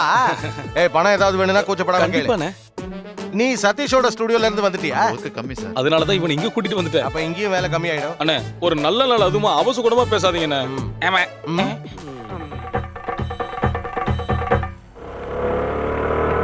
ஏய் நீங்க தான் இருக்கியா? மனுஷனா பிறந்தா கொஞ்சமாவது நன்றி வேணும்டா. இவ்வளவு காலமா ஃப்ரெண்ட்ஸா இருந்துட்டு அவங்கிட்ட ஒரு வார்த்தை கூட சொல்லாம வந்துட்டியேடா. இந்த பரதேசி ஸ்டுடியோல வந்து வேலை பார்க்கறதுக்கு உனக்கு கொஞ்சம் கூட வெக்கமா இல்ல? டேய் நான் நீ எதுவும் சொல்ல வேணாம்டா. உன்னோட ஒவ்வொரு தேவைகளையும் சொல்லி அவங்கிட்ட நீ எவ்வளவு பணம் வாங்கியிருக்க ஞாபகம் இருக்கா உனக்கு? உன் பொண்டாட்டி பிரசவத்துல பிரச்சனை வந்து ஐசியூல இருக்கும்போது அவனோட செயினை வித்து தானடா பில்ல கட்டினா. அந்த நன்றியாவது வேணா உனக்கு? இந்த பரதேசியால தானே நம்ம ஸ்டுடியோட பேரை நாசமாச்சு. இதெல்லாம் தெரிஞ்சு கூட நீ வேணா, இனிமே நீங்க இருக்க வேணாம், வந்து வண்டியில இரு வா. நான் அவன்கிட்ட சொல்லிட்டு வந்துடுறேன். யாருகிட்ட சொல்ல போற? வேணாம், எவங்கிட்டயும் சொல்ல வேணாம். இங்க பாரு, சீக்கிரமா பணம் சம்பாதிக்கணும் ஏதாவது ஐடியா வச்சுக்கிட்டு நீ அவன் கூட இருந்தனா கொஞ்ச நாள் தான், அதுக்கப்புறம் அவன் வெளியில எல்லாம் இருக்க மாட்டான். கண்டிப்பா ஜெயில தான் இருப்பான். நீயும் கூட சேர்ந்து களி தின்னு.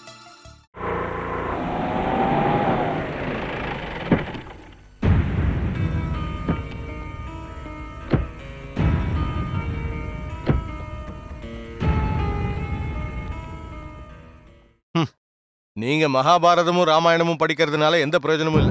திருந்தணும்னு மத்தவங்களுக்கும் தோணணும். நீ இன்னைக்கு ஆபீஸ்க்கு போலியா? எப்படிமா போறது? இது வரைக்கும் நான் கடவுள்கிட்ட மட்டும்தான் தலை குனிஞ்சு நின்னு இருக்கேன். இப்போ வட்டிக்காரன் முன்னாடி கூட தலை குனிஞ்சு நிக்கிறேன். இப்ப என்ன நடந்துருச்சு கொஞ்சம் புரியும்படியா சொல்லு. அந்த வின்சென்ட் நேத்து ஆபீஸ்க்கு வந்தான். வட்டிக்காரங்கிட்ட பணம் வாங்கிட்டு பணத்தை திருப்பி கொடுக்கலனா கூட பரவாயில்ல, அவங்க கிட்ட மரியாதையா பேசவாவது தெரிஞ்சுக்கணும். அதை விட்டுட்டு பணம் கொடுத்தவன மிரட்டிட்டு வந்தா என்ன அர்த்தம்? ஆமா, நிச்சயமா இவன் இந்த ஜென்மத்துல திருந்த போறதில்ல. கல்யாணத்துக்கு அப்புறமாவது கொஞ்சம் மாறுவான்னு நினைச்சேன். இப்போ புதுசா ஒரு வேலையை ஆரம்பிச்சிருக்காரு. சினிமாவுக்கு கதை எழுதுறாராம். இவன் யாரு? பட்டுக்கோட்டை பிரபாகர். நிறுத்துறீங்களா? கதை எழுதுறதுக்கு ஐஏஎஸ் டாக்டரேட்லாம் படிக்க வேண்டாம், கொஞ்சம் அறிவு மட்டும் இருந்தா போதும். அது சரி, உள்ளதான் இருந்தியா? தெரிஞ்ச வேலையை ஒழுங்கா செய்ய தெரியல, இப்ப கதை எழுதுறேன்னு கதை விட்டுக்கிட்டு சுத்துற. டேய், இன்னைக்கு வரைக்கும் உருப்படியா ஒரு புக்காவது படிச்சிருக்கியா? டால்ஸ்டாய், சார்ல்ஸ் டிக்கன்ஸ் இவங்க எல்லாம் யாருனாவது உனக்கு தெரியுமா? தமிழ்ல கதை எழுதுறதுக்கு இங்கிலீஷ் புக்கெல்லாம் படிக்க வேண்டிய அவசியமே இல்ல, வாழ்க்கை அனுபவங்களே போதும். அது எனக்கு கொஞ்சம் அதிகமாவே இருக்கு. காலங்காத்தால எதுக்கு தேவையில்லாம பேசிட்டு இருக்கீங்க? வாங்கின பணத்தை எப்படி திருப்பி கொடுக்கலாங்கிறத பத்தி மட்டும் யோசி. நான் கடைசியா ஒன்னே ஒன்னு சொல்றேன். நீ வாங்கின பணத்தை திருப்பி கேட்டு ஏன் ஆபீஸ் பக்கம் இனிமே எவனும் வரக்கூடாது. அந்த ஆளுக்கும் உனக்கும் ஒரு நினைப்பு இருக்கு. அரசாங்க அதிகாரி தானே, லஞ்சம் வாங்கி நிறைய பணம் வச்சிருக்கானே, கொஞ்சம் கொடுக்க வேண்டியதானேன்னு. டேய், நல்லா விசாரிச்சு பாரு. எவங்கிட்டையும் கை நீட்டி 5 ரூபா கூட லஞ்சம் வாங்காம கிடைக்கிற சம்பளத்துல மானத்தோட குடும்பம் நடத்துறவன் தான் உன் அண்ணன். டேய், பிராக்டிக்கலா நான் ஒரு விஷயம் சொல்றேன். இந்த மாதிரி அந்த ஆளுக்கு வட்டியை கொடுக்காம நீ வாடகைக்கு விட்டுருக்கியா அந்த வீடு, அதை வித்துட்டு அந்த ஆள் கடன் அடைக்க பாரு. நான் ஒரு வீட்டை கட்டி மாசம் 10,000 ரூபாய் வாடகை வாங்குறதா உங்களுக்கு பெரிய பிரச்சனையா இருக்கு. ஆமாண்டா, நீ இப்படித்தானே பேசுவ. நீ ஒரு புது வீடு கட்டுறதுக்காக இந்த வீட்டோட பாகம் வேணும்னு என்கிட்ட கேட்டப்போ கொஞ்சம் கூட தயங்காம நான் உனக்கு பணத்தை கொடுக்கல. அதுக்கப்புறம் அந்த வீட்டை வாடகைக்கு விட்டுட்டு இங்கேயே நிரந்தரமா தங்கிட்ட. நீ புத்திசாலி தான், நான் தான் முட்டாள். அப்படி இருந்தும் என்னையே குறை சொல்ற. பரவாயில்லடா. ஓகே, இத மனசுல வச்சுதான் இவ்வளவு நாள் என்கிட்ட பேசிட்டு இருந்தீங்களா? வேண்டாம், எனக்கு யாரோட ஓசும் தேவையில்லை. நான் இங்க இருந்து போயிடுறேன். இங்க பாருங்க, அவர் அந்த மாதிரிலாம் நினைச்சு சொல்லல. தேவையில்லாம நீங்க இந்த மாதிரிலாம் அர்த்தத்தை கண்டுபிடிக்காதீங்க. வேண்டாம், நான் ஒன்னும் குழந்தை இல்ல. யாரு எதுக்காக பேசுறாங்கன்னு எனக்கு நல்லாவே புரியும். நான் சொல்ல ஏய், நீ எப்ப வந்தாலும் ஏதாவது ஒண்ணு சொல்லி அவனை வேதனைப்படுத்திட்டு தான் போவ. அவன் பண்ண தப்பதானமா சொன்னேன். நீங்க எப்பவும் அவனுக்கு தான் சப்போர்ட். எனக்கு நீங்க 2 பேரும் எப்பவும் ஒரே மாதிரி தான். அவன் ஜாதகத்துல இப்ப ஒரு பெரிய கண்டா இருக்கு, அதனாலதான் இப்படி பேசிட்டு இருக்கான். நீ இதுக்கெல்லாம் கவலைப்படாத. அவரோட சுபாவமே அப்படிதான். தம்பின்ற உரிமையில தான் இப்படி எல்லாம் பேசிட்டு இருக்காரு. கொஞ்ச நேரம் ஆனதும் தனியா உட்காந்து வருத்தப்பட்டு இருப்பாரு. கல்யாணம் ஆகி வந்த நாள்ல இருந்து நான் இதெல்லாம் பார்த்துட்டு தான் இருக்கேன். ராஜி, போலாம். நான் வரேம்மா. வரேம்மா.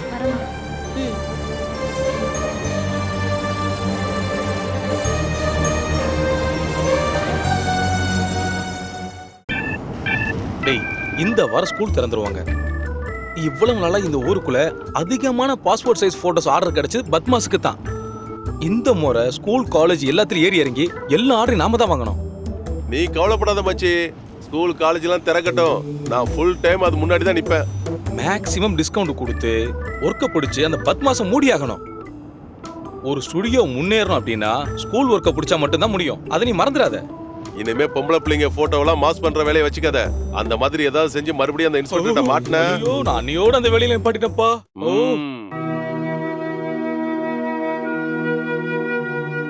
ஒவ்வொரு பிரச்சனையும் வரும்போது நீங்க இந்த மாதிரி ஆயிடக்கூடாது. பிரச்சனையில இருந்து எப்படி வெளியில வரலான்னு தான் நீங்க யோசிக்கணும். என்ன பண்றதுன்னு தெரியல. கேமரா இல்லாம ஸ்டுடியோக்குள்ளே போக முடியாது. என் கேமராவை அந்த வின்சன் எடுத்துட்டு போய் சசிக்கு வித்துட்டான். ஒரு புது கேமரா வாங்குறதுக்கு எவ்வளவு ரூபாய் தேவைப்படும்? செகண்ட் ஹேண்ட்ல ஒரு கேமரா வாங்குறதா இருந்தா கூட 50,000 ரூபாய் ஆகும். அப்படின்னா என்கிட்ட இருக்கிற நகையை வித்து செகண்ட் ஹேண்ட்ல ஒரு கேமரா வாங்கிடலாம். வேண்டாம், உன் வீட்ல இருந்து கொடுத்த நகையை அடமானம் வச்சு ஒரு கேமரா வாங்குறது சரியில்லை. இனிமே உண்டு எந்தெல்லாம் சொல்லாதீங்க. அது நம்மளோடதுங்க. பணம் கிடைக்கும் போது திரும்ப எடுத்துட்டா போச்சு. அண்ணா சொல்லிட்டு போனது கேட்டல. இனிமே இங்க தங்கினா சரிப்பட்டு வராது. அந்த வாடகைக்காரங்களை காலி பண்ண வைக்கணும்னா அட்வான்ஸா வாங்கின 50,000 ரூபாய் திரும்ப கொடுத்தாகணும். உங்க அண்ணா அந்த மாதிரி பேசுனாங்கிறதுக்காக நீங்க எது போறியா? நான் இந்த வீட்டை நிம்மதியா வாடுறது உன் பையனுக்கு கொஞ்சம் கூட பிடிக்கல. உன்னை இந்த வீட்டை விட்டு போன அவன் சொல்லலையே. நீ தானே அவனுக்கு பொறாம அது எதுன்னு சொல்லி கோவப்பட வச்ச. அவன் சொன்னதுல என்னடா தப்பு இருக்கு? என்ன நடந்தாலும் சரி, நான் இங்கிருந்து போக தான் போறேன். நீங்க என் கூட வரணும். நான் வரமாட்டேன். அப்படின்னா நீ அவன் கூட தான் போக போறியா? அப்ப போ. நான் யார் கூடயும் போகல. உங்க அப்பா வாழ்ந்த வீடுடா இது. நான் சாகிறதா இருந்தாலும் இந்த வீட்டுல தான் சாவேன். அம்மா, நீங்க அப்ப இங்க தனியா இருக்க போறீங்களா? தனியா இருந்தா என்ன பிரச்சனை? பிள்ளைங்களுக்கு வேண்டாத அம்மா எல்லாம் ஒண்டிக்கட்டியா தான் வாழ்ந்துட்டு இருக்காங்க.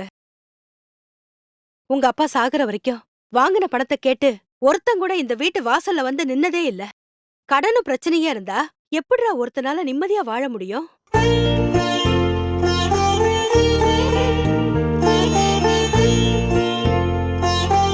உன் அண்ணன் சொல்ற மாதிரி அந்த வீட வித்தாவது உன் கடனை கொடுத்து முடிச்சிரு. நல்ல காலம் வரும்போது வீடெல்லாம் தானா தேடி வரும். அத்தை சொல்றதாங்க சரி. ஒரு வீடு வேணும்னா திரும்ப கட்டலாமே. அது கண்டிப்பா கடவுள் நடத்துவாருங்க.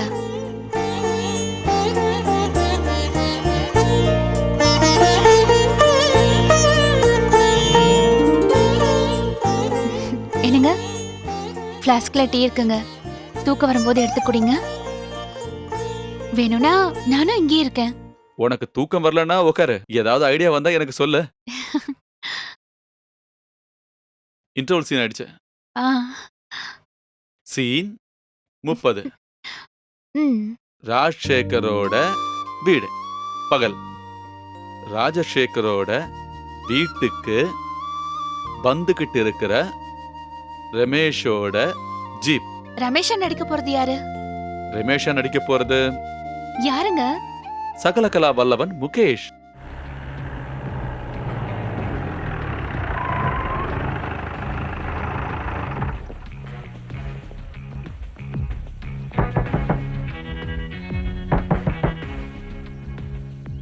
என்னையா உள்ள இருந்து எந்த சத்தமும் காணோம்?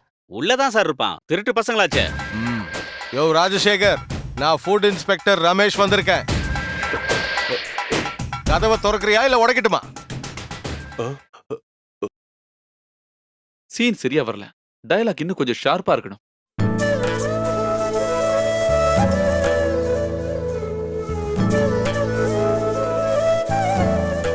கிடைச்சிருச்சு.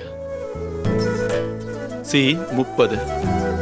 ராஜசேகரோட வீடு. பகல்.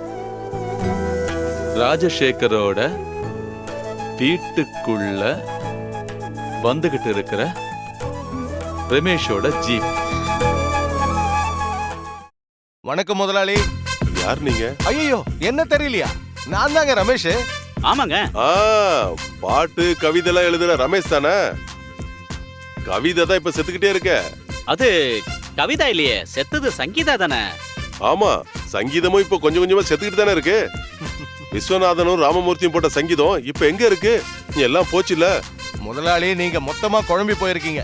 உங்களுக்கு எங்களை பத்தி சரியா தெரியலன்னு நினைக்கிறேன். நான் கவிஞர் ரமேஷ் இல்ல, சாதாரண ரமேஷ். இவங்க அப்பா பணக்காரரா இருந்தோம், இவனோட பேரு பிச்சை. ஆமா, பிச்சையா? பேரை கேட்டா எல்லாருக்கும் கொஞ்சம் கேவலமா தான் தோணும். இது சாதாரண பேர்ல, கடவுளோட பேரு. நாங்க SR மசாலா பவுடர் கம்பெனிக்காரங்க. ஓஹோ, SR மசாலா கேட்டிருக்கேன். நாங்க இப்ப பயன்படுத்துறது நாராயணா மசாலா தான். அத கொஞ்சம் மாத்தி எங்களோட இந்த அருமையான SR மசாலாவை பயன்படுத்தி பாருங்களேன். குவாண்டிட்டி கம்மி, குவாலிட்டி அதிகம். குழம்புல இருக்கிற மஞ்சள் கலர் மாதிரி சிகப்பு கலர் கிடைக்கும். இது என்னது மசாலாவோட சாம்பிளா? இல்ல, உங்க கடையில இருந்து வாங்கின பிரேக்ஃபாஸ்ட் தான். சாப்பிட நேரம் கிடைக்கல, அதனால பார்சல் வாங்கிட்டு வந்துட்டோம். அடடா, அது இப்ப ஆறி போயிருக்குமே. சூடா சாப்பிட்டா தானே அது டேஸ்டா இருக்கும். வாங்க உள்ள உட்கார்ந்து சாப்பிடலாம். அதெல்லாம் வேண்டாம் முதலாளி, நாங்க போகும்போது வண்டியில உட்கார்ந்து சாப்பிட்டுக்கிறோம். அது சரி, உங்க மசாலால என்ன மாயம் சேர்க்கறீங்க? ஐயோ, மாயம்லாம் எதுவுமே இல்ல, எங்களுது சுத்தமான மசாலா. அதனாலதான் உங்க வியாபாரம் இன்னும் முன்னுக்கு வரல. படம் பண்றது தப்பு இல்லையா முதலாளி? என்னையா குற்றம்? மாயம் இல்லனா இந்த காலத்துல மனுஷனே இல்ல. மாயம் சேர்க்காம வியாபாரம் பண்ணனு வையே, உருப்படவே முடியாதியா. ஐயோ முதலாளி, அது பாவம், தப்பு இல்லையா? ஒரு பாவம் இல்லையா. நாம கொடுத்த சாப்பாடை சாப்பிட்டுட்டு எவனும் உடனே சாகாம இருந்தா போதும். அப்போ உங்க ஹோட்டல்லயே கலப்படம் பண்றீங்களா? மாயம் சேர்க்காம எப்படியா வியாபாரம் பண்ண முடியும்? முட்டா பையல. என் பேர் அது இல்ல முதலாளி, பிச்சை. ரெண்டு ஒண்ணுதானா பிச்சை?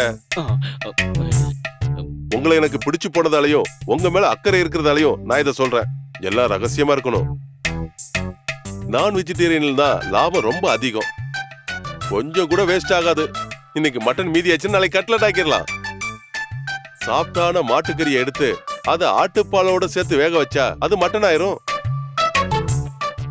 காக்கா கறியில நாட்டுக்கோழி முட்டைய உடைச்சு ஊத்தி வேக வச்சேன்னு வையி, அது சிக்கன் ஆயிடும். கறியில மிச்சமாயிடுச்சுன்னா மசாலாவை கழுவிட்டு ஃப்ரிட்ஜ்ல வச்சு 4 நாள் கழிச்சு எடுத்தாலும் அது ஃப்ரெஷ்ஷா இருக்கும். இவ்வளவு நாள் பழசாயிட்டா டேஸ்ட்ல வித்தியாசம் தெரியாதா? அதுக்கு தானே அஜினோமோட்டோ சோடாமாவும் இருக்கு. ஐயோ முதலாளி, இதெல்லாம் சாப்பிட்டா குடல் புண்ணாயிடாதா? இதெல்லாம் சாப்பிடாம இருந்தாலும் கண்டிப்பா வியாதி வரும். பிராண்டிலையும் சிகரெட்லயும் இது உடல் நலத்துக்கு கெடுதல்னு விளம்பரம் கொடுத்து தானே எல்லாரையும் பயன்படுத்த வைக்கிறாங்க. டாக்டர்ஸுங்களுக்கும் ஹாஸ்பிட்டலுக்கும் அப்புறம் மருந்து கம்பெனிக்கும் வியாபாரம் நடக்க வேண்டாமா? அப்படின்னா நீங்க செஞ்சுக்கிட்டு இருக்கிறது ஒரு சமூக சேவை. அதுல என்ன சந்தேகம்? இதுக்கு மேல முதலாளியால என்ன செய்ய முடியும்? உங்களால முடிஞ்சதை நீங்க செய்றீங்க. இதெல்லாம் ஒரு வியாபார யுத்தி தானே. இதெல்லாம் இல்லாம எப்படி வியாபாரத்தை ரன் பண்ண முடியும்? அப்படின்னா இதுதான் உங்களோட வெற்றியின் ரகசியம். அப்ப இனிமே நாம டீலிங்ஸ பத்தி பேசலாம், என்ன சொல்றீங்க? ஆமா, சொல்லுங்க உங்க டேர்ம்ஸ் அண்ட் கண்டிஷனை. சீக்கிரமா சொல்லுங்க சார். மிஸ்டர் ராஜசேகர், ஐ அம் ஃபுட் இன்ஸ்பெக்டர் ரமேஷ். உங்க ஹோட்டல்ல இருந்து நாங்க கைப்பற்றின கெட்டு போன ஃபுட்டோட சாம்பிள் தான் இது. கலப்படம் பண்றது எப்படின்னு சொல்லி கொடுத்ததுக்கு ரொம்ப நன்றி. இதுக்கான தண்டனை என்ன தெரியுமா? இந்த விஷயத்தை நீங்க முன்னாடியே என்கிட்ட சொல்லி இருக்கலாமே. எதுக்கு தேவையில்லாம இந்த நடிப்பெல்லாம்? என்ன வேணும்னு சொல்லுங்க. எவ்வளவு வேணும்?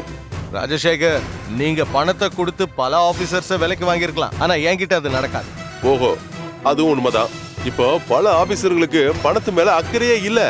எல்லாருக்கும் தேவை என்டர்டைன்மெண்ட் மட்டும்தான். புரியுது, அதுக்கும் வழி இருக்கு. மைதிலி, எதுக்கு முதலாளி உங்க பொண்டாட்டி கூப்பிடுறீங்க? பொண்டாட்டிலாம் இல்லையா? செல்லம், இந்த ஆபீசர் உள்ள கூட்டிட்டு போய் கொஞ்சம் விலாவரியா பேசிட்டு வா. அட, டைம் வேஸ்ட் பண்ணாம போங்க சார், போங்க. டேய், என்னடா நினைச்சிட்டு இருக்க? பொண்ணை காட்டி இந்த கேஸ்ல இருந்து ஈஸியா தப்பிச்சிடலாம் நினைச்சியா? சும்மா மிரட்டாதீங்க சார். இந்த மாதிரி ராஜசேகர் எவ்வளவோ பாத்துட்டான். போலீஸ்காரங்க நினைச்சே ஒண்ணும் பண்ண முடியல.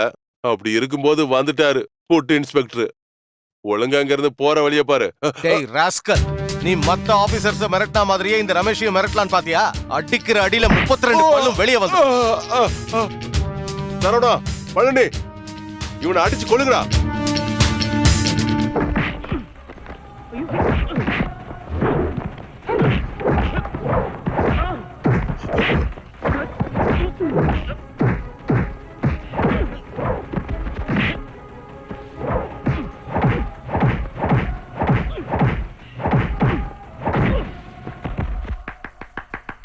உனக்கு இந்த சீன் பிடிக்கலையா? பிடிச்சிருக்கேன். அப்புறம் ஏன் கை தட்டல? நானும் கை தட்டணுமா? இப்படி கேட்டா என்ன சொல்றது? என் பொண்டாட்டி கை தட்டினா அது எனக்கு சந்தோஷமான விஷயம் தானே. இந்த ரோல கமலஹாசன் பண்ணிருந்தா ரொம்ப நல்லா இருந்திருக்கும். நான் ஒரு சின்ன எழுத்தாளமா. இப்ப சூப்பர் ஸ்டார்ஸோட டேட்லாம் எனக்கு கிடைக்காது. கடவுள் புண்ணியத்துல இந்த படம் ஹிட் ஆச்சுன்னு வையே, அதுக்கப்புறம் சூப்பர் ஸ்டார்ஸ் வச்சு படம் பண்ணலாம். இங்கதான் இன்டர்வல் வர போகுதா? இதுதானே இன்ட்ரோலுக்கு ஏத்த இடம். அதனால இங்கேயே இன்ட்ரோல் வச்சிடலாம்.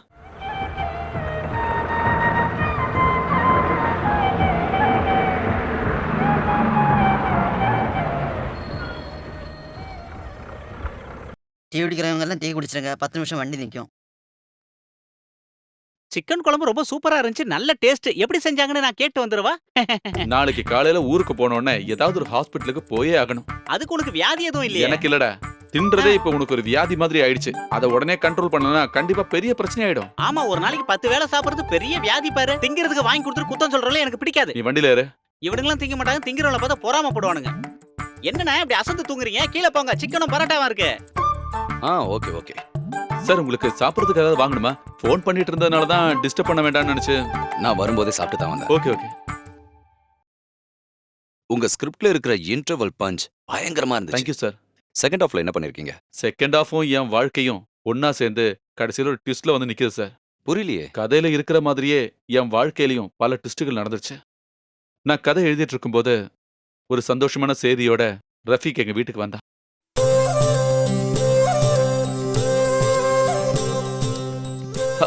என்ன ரஃபீக் திடீர்னு வந்திருக்க? முதல்ல என்னோட வாழ்த்துக்களை சொல்லிக்கிறேன். என்னோட வாழ்த்துக்கள் பூச்செண்ட இந்த கைக்குலுக்கல் வழி உனக்கு கொடுக்கறேன். உன்னோட 4 கதையோட கதை சுருக்கத்தையும் நான் முகேஷ் சார் கிட்ட படிக்க கொடுத்தேன். அப்புறம் சார் 4த்தையும் ஓகேன்ட்டாரு. 4க்கும் டைலாக் எழுத சொல்லிட்டாரு. இவ்வளவு யதார்த்தமான கதைகளை படிச்சு ரொம்ப நாள் ஆச்சுன்னு அவர் சொன்னாரு. உனக்கு எதுவும் நம்பிக்கை இல்லாத மாதிரி தெரியுதே. அப்படிலாம் இல்ல, 4 கதைன்னு கேட்டப்போ அவங்க 2 பேரும் நடந்து வராங்க, நீங்க அவங்கள அப்படியே பார்த்துட்டே வரீங்க. Just a minute. Okay sir. Hello hello, முகேஷாருங்களா? ஆமா முகேஷ் தான். யாரு? நான் ரஃபிக் தான் பேசுறேன் சார். என் ஃப்ரெண்டோட விஷயம் சொல்லியிருந்தல, எழுத்தாளர். ஆமா, சதீஷ் தானே? நீங்க உண்மையிலேயே பெரிய ஆள் தான் சார். அந்த பேரை கூட மறக்கலையே. பக்கத்துல தான் இருக்காரு. இதோ கொடுக்குறேன். இந்த சார் தான் பேசுறேன். பேசு. Hello Mukesh sir. சதீஷ், கதையெல்லாம் எனக்கு ரொம்ப பிடிச்சு போச்சு. எல்லாமே வித்தியாசமா இருக்கு. Thank you sir. எவ்வளவு சீக்கிரம் முடியுமோ அவ்வளவு சீக்கிரம் வசனங்களையும் எழுதிருங்க. ப்ராஜெக்ட் எல்லாத்தையும் நானும் ரஃபிக்கும் சேர்ந்து பிளான் பண்ணிக்கிறோம். இதுக்கு உங்ககிட்ட எப்படி நன்றி சொல்றதுன்னு எனக்கு தெரியல சார். எதுக்கு? வித்தியாசமான கதைகளை வரவேற்றாதான் சினிமா நல்லா இருக்கும்.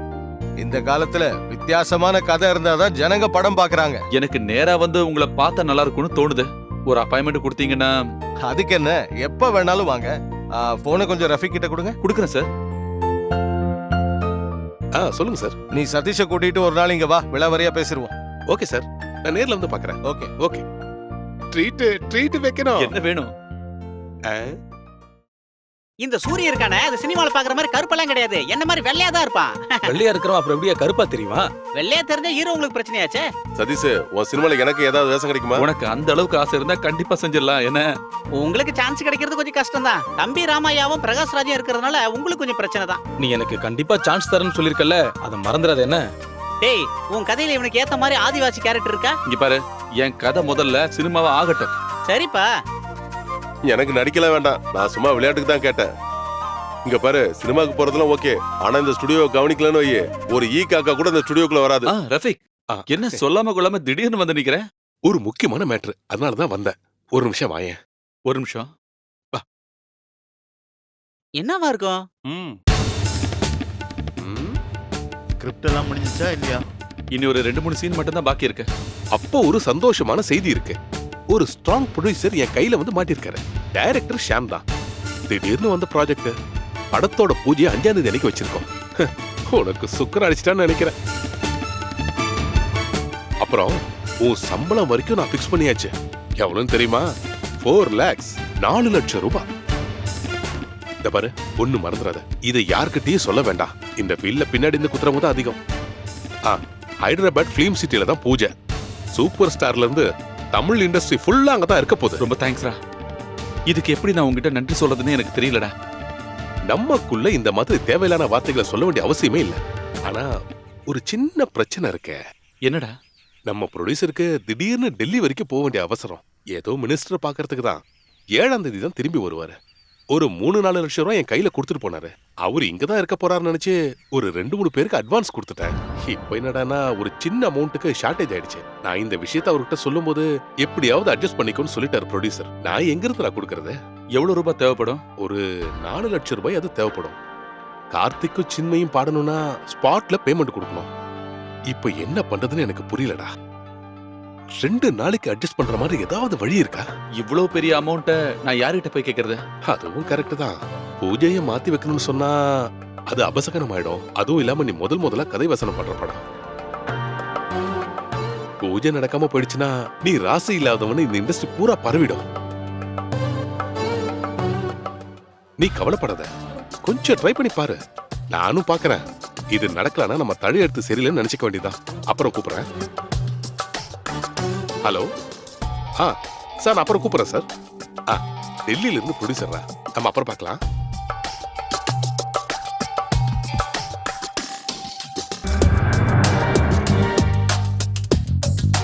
கடவுளே, 4 லட்சம் ரூபாய்க்கு நான் எங்க போறது?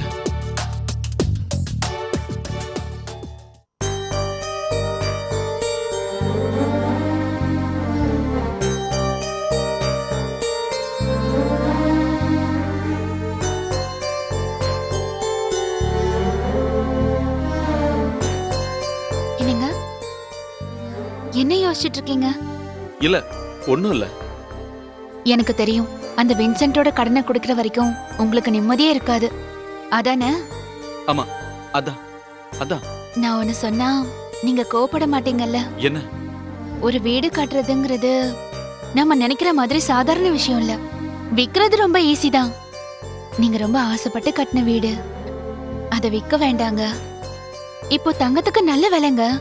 என் நகை எல்லாத்தையும் வித்து அந்த வின்சென்ட்டோட வட்டி கடனை அடைச்சிடலாம்ல. பாக்கி பணத்துல ஒரு புது கேமராவும் வாங்கிடலாம். இந்த நகையை வித்து அந்த பணத்தை ரஃபீக்கிட்ட கொடுத்தா அந்த ப்ராஜெக்ட் கிடைக்கும். என்ன யோசிக்கிறீங்க? ஒண்ணும் இல்ல. உன்னோட அப்பா கிட்ட கேட்காம இந்த நகையெல்லாம் வித்தா? அதெல்லாம் பரவாயில்லங்க, வீட்டோட கடனை முடிக்க தானே. அப்படியே கேட்டாலும் பேங்க் லாக்கர்ல வச்சிருக்கோன்னு சொல்லிடலாம். அப்புறம் ஸ்கிரிப்டுக்கு 4 லட்சம் ரூபாய் சம்பளம் தரேன்னு சொல்லிருக்காங்க. சாங் ரெக்கார்டிங்கும் பூஜையெல்லாம் ரொம்ப பிரம்மாண்டமா நடத்த போறாங்க. விஜயும் அஜித்தும் எல்லாம் வராங்களாம். அம்மா மகமாயி எல்லாத்தையும் நல்லபடியா முடிச்சு கொடு. நகையை மொத்தமா வித்தாலும் ஒரு 3.25 லட்சம் ரூபாய்க்கு மேல கிடைக்காது. மீதி பணத்துக்கு எங்க போறது? அதையும் வின்சென்ட் கிட்டே கேட்போம்.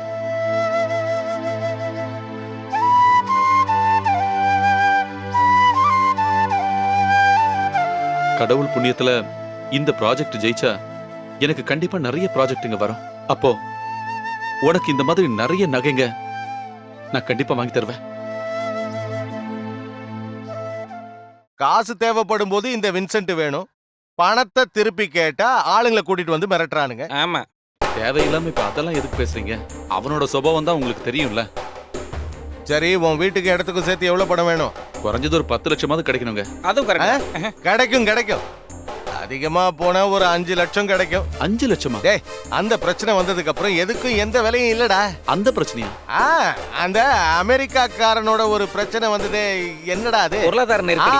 அந்த நெருக்கடி தான். அந்த நெருக்கடியால நம்ம நாட்டுக்கு எந்த பாதிப்பும் இல்ல. யார் சொன்னது? புதுசா கல்யாணம் ஆன புருஷன் பொண்டாட்டி வரைக்கும் அந்த பிரச்சனையால பாதிக்கப்பட்டிருக்காங்க. இந்த பிரச்சனை வந்ததுல இருந்து எங்க முதலாளி அம்மா எந்திரிக்கிறதே காலையில 10 மணிக்கு தான். அது தெரியுமா உனக்கு? 10:30 மணி. அது உங்க பொண்டாட்டி எழுந்துக்கிறதுக்கும் இந்த பிசினஸுக்கும் என்னங்க சம்மந்தம் இருக்கு? சரி, அதெல்லாம் விடு. நீ நினைக்கிற மாதிரி அந்த வீட்டுக்கு 10 லட்சம் எல்லாம் கிடைக்காது, 5 லட்சம் தான் கிடைக்கும். அவசரமா கேக்குறதுனால இந்த அளவுக்கு குறைக்காதீங்க. என் நிலைமையை கொஞ்சம் புரிஞ்சுக்குங்க. இதுக்கு மேல எதுவும் பேச வேண்டாம். 6 லட்சம் ரூபானா எனக்கு சம்மதம். நீ என்னடா சொல்ற? நம்ம சதீஷ் தானே முதலாளி, கொடுங்க பாவம். சரி, இது எல்லாத்துலயும் கையெழுத்து நான் கையெழுத்து போட்டு கொடுத்த டாக்குமெண்ட்ஸ் எல்லாம் இங்க தானே இருக்கு முதலாளி. அப்ப இப்ப தரப்போற இந்த பணத்துக்கு யார் வந்து கையெழுத்து போடுவா? செத்து போன உங்க அப்பனா வந்து கையெழுத்து போடுவான். முதல்ல வாங்கின முதலும் வட்டியுமா சேர்த்து 3 லட்சம், மொத்தத்துல 4 லட்சம் ரூபாய். வீட்டுக்கும் இடத்துக்கும் நாம சொன்ன 6 லட்சம் ரூபாயில பாக்கி 2 லட்சம் ரூபாய் என்னைக்கு ரெஜிஸ்ட்ரேஷன் நடக்குதோ அன்னைக்கு உங்ககிட்ட கொடுத்துருவேன். இந்த காட் பிளஸ்.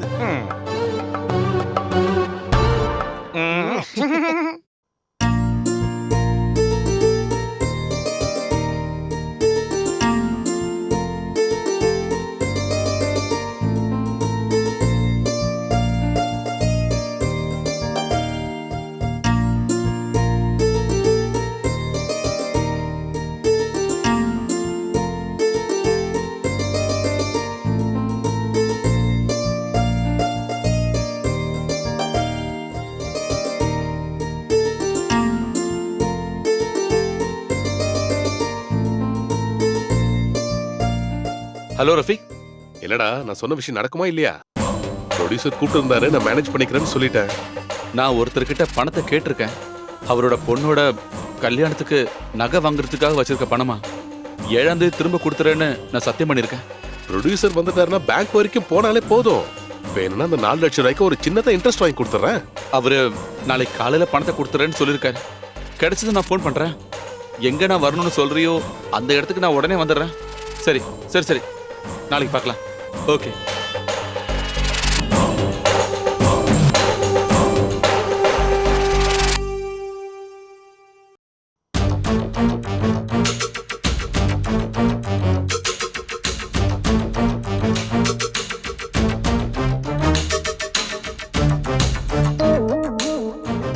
இந்த ஸ்விம்மிங் பூல் எங்க இருக்கு? அதோ அங்க இருக்கு சார். தேங்க்ஸ்.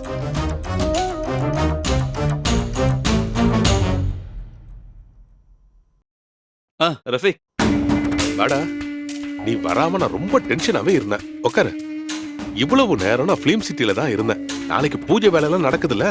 ப்ரொடியூசர் என்கிட்ட என்ன சொன்னார் தெரியுமா? உனக்கு ஏசி ரூம் தான் கொடுக்கணுமா. ஏசி ரூம்ல படுக்கிறதால உனக்கு சைடு எஃபெக்ட்லாம் வராதுல்ல. ஏசி எல்லாம் வேண்டாம்டா. இன்னையில இருந்து நீ ஏசி ரூம்ல தான் தங்கணும். ஏசி ரூம்ல படுக்கலன்னா சினிமால உன்னை யாரும் மதிக்க மாட்டானுங்க.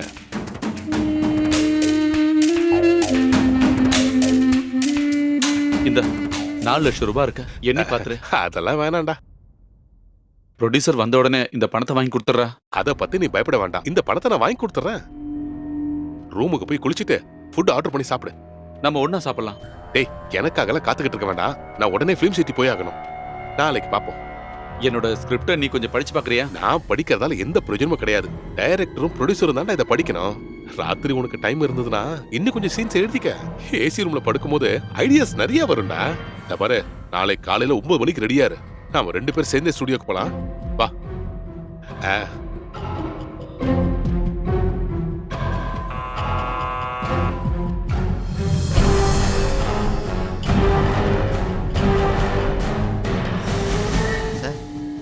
ரஃபீக் எழுந்திருச்சுட்டாரா? அவர் நேத்தே ரூம் வெக்கேட் பண்ணி போயிட்டாரு சார். பிலிம் சிட்டிக்கு போனாரு? அது தெரியல சார்.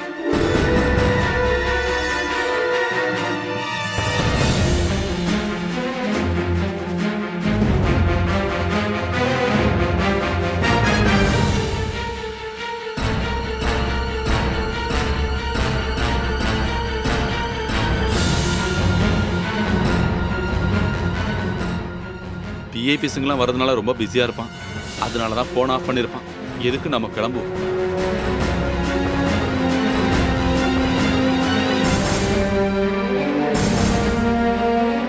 எக்ஸ்கியூஸ் மீ சார், இங்க ஒரு புது படத்தோட பூஜை நடக்குன்னு சொன்னாங்க. எங்கன்னு தெரியுமா? பூஜையா? டைரக்டர் ஷாமோட புது படம். பூஜைக்கு யாரும் புக் பண்ணலையே. நீங்க இடம் மாதிரி வந்துட்டீங்கன்னு நினைக்கிறேன். பக்கத்துல ஒரு ஸ்டுடியோ இருக்கு, அங்க கேட்டு பாருங்க.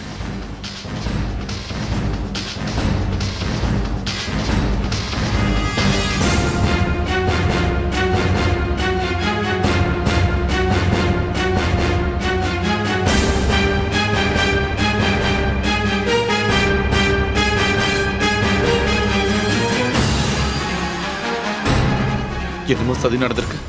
அந்த 4 லட்சம் ரூபாய் எடுத்துக்கிட்டு அவன் என்ன ஏமாத்திருப்பானா?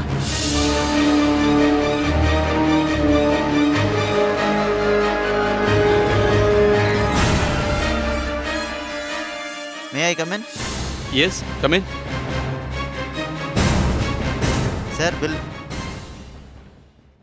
1315 ரூபாய். அப்ப ரஃபீக் இதுக்கு பணம்லாம் தரலையா? நீங்க பே பண்றதா அவர் சொன்னார் சார்.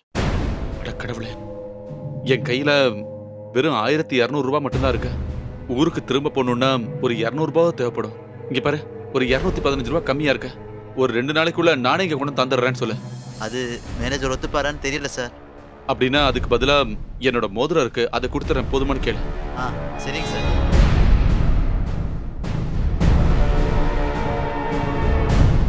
ஹலோ. என்னங்க, நான் தான். பூஜைலாம் எப்படி இருந்தது? அஜித்தும் விஜய் எல்லாம் வந்திருந்தாங்களா? அவங்க எல்லாரும் வந்திருந்தாங்க. நீங்க எல்லார்கிட்டயும் பேசுனீங்களா? எல்லார்கிட்டயும் பேசினேன். கடவுளே, நானும் வந்திருக்கலாம்ல. நீ வராம இருந்ததுதான் நல்லது. இங்க பயங்கர கூட்டமா இருந்துச்சு. என்னாச்சு? நீங்க ஏதோ சந்தோஷம் இல்லாத மாதிரி, உங்க குரல் ஏதோ மாறின மாதிரி இருக்கு. இல்ல, அப்படிலாம் ஒண்ணும் இல்ல. ஒருவேளை போனோட தான் இருக்கும். அப்படின்னா நான் ஒரு சந்தோஷமான விஷயம் சொல்லட்டுமா? என்ன? நம்ம சந்தேகம் கிளியர் ஆயிடுச்சு. நீங்க அப்பாவாக போறீங்க.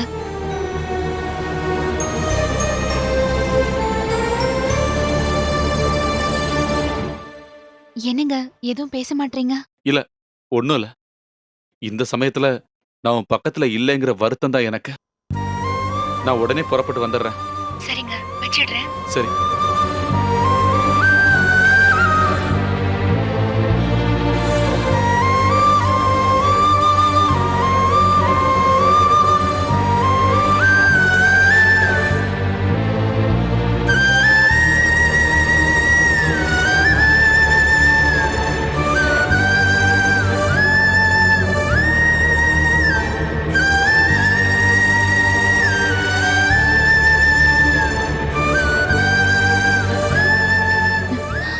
என்னங்க இவ்ளோ லேட்டா வரீங்க?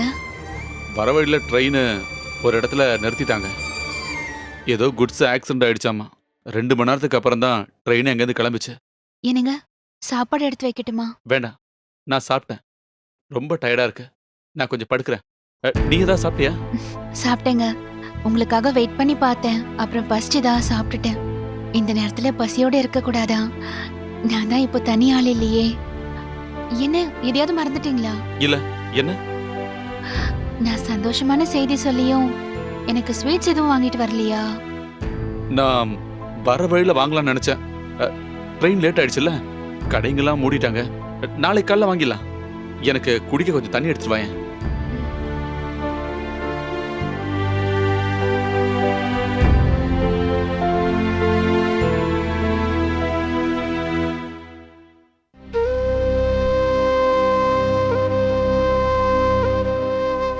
அதுவும் இல்லாம நீ முதல்ல கதை வசனம் பண்ற படம்.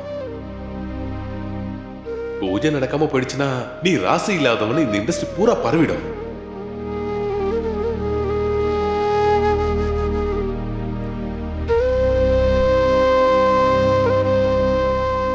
இந்தாங்க தண்ணி.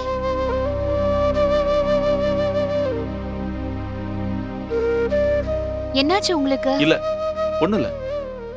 ஒரு மாதிரியா இருக்கீங்களே. ரொம்ப டயர்டா இருக்கு. அந்த லைட் ஆஃப் பண்ணிட. ம்.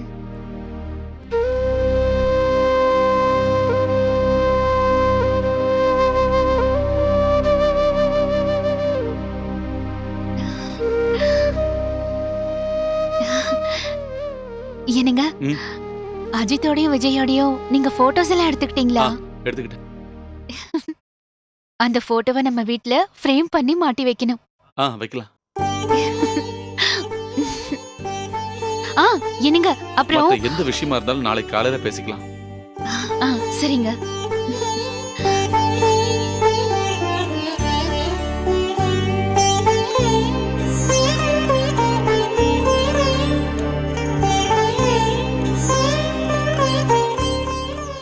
நகையை விக்கிறதுக்கு முன்னாடி என்கிட்ட ஒரு வார்த்தை கேட்டிருக்கலாம்ல. தேவையில்லாத எல்லா வேலையும் பண்ணிட்டு கடைசியா தான் இங்க வருவ. ரஃபிக்கு எனக்கு ரொம்ப வருஷமா பழக்கண்டா. அவன் தானே கேமராமேனையும் டைரக்டர் எல்லாம் எனக்கு இன்ட்ரோடியூஸ் பண்ணி கொடுத்தான். முதல்ல ஒரு சான்ஸ் கிடைச்சு அது கை நழுவி போயிடக்கூடாதுன்னு நினைச்சேன். அவன் இப்படி ஏமாத்துவான்னு எனக்கு தெரியுமா? பூஜை போட கூட காசு இல்லாத ப்ரொடியூசர் தான் லட்சக்கணக்கில் பணத்தை போட்டு படம் எடுக்க போறாரா? அவனை விடவே கூடாது. போலீஸ்ல கம்ப்ளைண்ட் கொடுத்து பிடிக்கிறோம். அது வேண்டாம். போலீஸ்ல கம்ப்ளைண்ட் பண்ணா அம்மா ஸ்ரீஜா எல்லாருக்குமே தெரிஞ்சிடும். சரி, நீ எதுக்கும் கவலைப்படாத. கோயம்புத்தூர்ல இருக்கிற வீட்டுக்கு போய் நம்ம விசாரிச்சு பார்ப்போம். அவன் எங்க இருக்கான்னு அவங்க வீட்டுல இருக்கிறவங்களுக்கு தெரிய வாய்ப்பு இருக்குல்ல. அம்மா, சதீஷ் வீட்ல இல்ல? இருக்காப்பா. சதீஷே, நீ உட்காருப்பா, நான் டீ எடுத்துட்டு வரேன். இல்ல, வேண்டாமா. 2 நாளைக்கு முன்னாடி ஜுவல்லரி ஷாப்புக்கு போய் நகையை வித்தியா? ஏன் பேசாம இருக்க? கேக்குறேன்ல. அது வின்சென்டோட பணத்தை கொடுத்து டாக்குமெண்ட் திரும்ப வாங்குறதுக்காக தான். டாக்குமெண்ட் திரும்ப வாங்கினியா? அதுக்கு மேல அவர்கிட்ட 1 லட்சம் ரூபாய் வாங்கிக்கிட்டு வீட்டை விக்கிறேன்னு கையெழுத்து போட்டு கொடுத்துருக்கேன். அந்த 4.5 லட்சம் ரூபாவை என்ன பண்ண? என் ஃப்ரெண்டோட ஒரு அவசர தேவைக்காக நான் அவன்கிட்ட கொடுத்துட்டேன். டேய், நீ சொல்றதெல்லாம் பொய்ன்னு உன் முகத்தை பார்த்தாலே நல்லா தெரியுது. நீ என்ன செஞ்சாலும் எனக்கு தெரிஞ்சிடும். அதுக்கு காரணம் நீ டெபுட்டி தாசில்தார் சுகுமாரோட தம்பி. இந்த ஊர்ல எது நடந்தாலும் எனக்கு தெரியாம இருக்காது. இந்த விஷயம் எல்லாம் உனக்கும் தெரியுமா? வீட்டோட கடனை முடிச்சு டாக்குமெண்ட் திரும்ப வாங்குறதுக்கு தான் நகையை கொடுத்தேன். அந்த பணத்தை ஃப்ரெண்டுக்கு கொடுத்து அவனுக்கு ஹெல்ப் பண்ணிருக்காரு. பெரிய வள்ளலாச்சே. டேய், கட்டின பொண்டாட்டிக்கிட்டையாவது எப்பவும் உண்மையை சொல்ல கத்துக்க. என் பொண்டாட்டியோட நகையை விற்கவோ அடமானம் வைக்கவோ என்ன வேணாலும் செய்வேன். அதுக்கு யாருக்கிட்டே நான் சம்மதம் கேட்க வேண்டிய அவசியம் இல்லை. டேய், பாத்தீங்கல்ல, அவன் சொல்லிட்டு போறதை கேட்டீங்கல்ல. இவன் இப்பதான் வாழ்க்கைய ஆரம்பிச்சிருக்கான். இவன் இப்படியே போனான்னு வைங்க, கடைசியில தலை சாய்க்கிறதுக்கு ஒரு இடம் கூட இல்லாம ரோட்ல சுத்திக்கிட்டு இருப்பான். அது நடக்க கூடாதுன்னு தான் சொல்றேன். அவனுக்கு விருப்பம் இல்லைன்னா அவனோட எந்த பிரச்சனையிலையும் நான் தலையிட மாட்டேன்.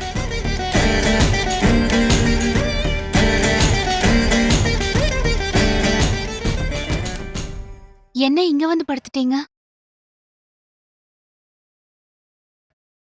நல்லது கெட்டது சொல்றதுக்கு உங்களுக்குன்னு ஒரு அண்ணன் இருக்காருல்ல, அதுவே ஒரு பெரிய அதிர்ஷ்டம் தான். இதுக்கு எதுக்கு வருத்தப்படுறீங்க? நண்பனுக்கு ஒரு ஆபத்து வரும்போது உதவி பண்றது எந்த தப்பும் இல்லைன்னு நான் சொல்லுவேன். ஆனா எனக்கு ஒரே ஒரு வருத்தம் தான். என்கிட்ட ஏன் நீங்க போய் சொன்னீங்க?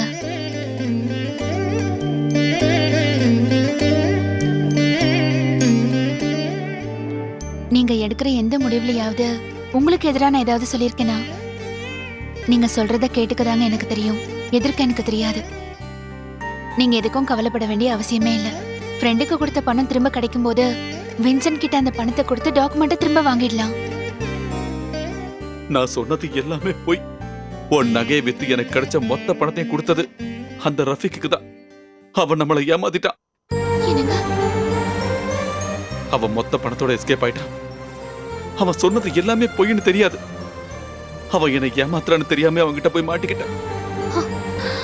நம்ம வீடு நகை எல்லாமே போச்சு. உன் அப்பா அம்மாவுக்கு இந்த விஷயம் தெரிஞ்சா நான் அவங்க கிட்ட என்ன பதில் சொல்லுவேன்?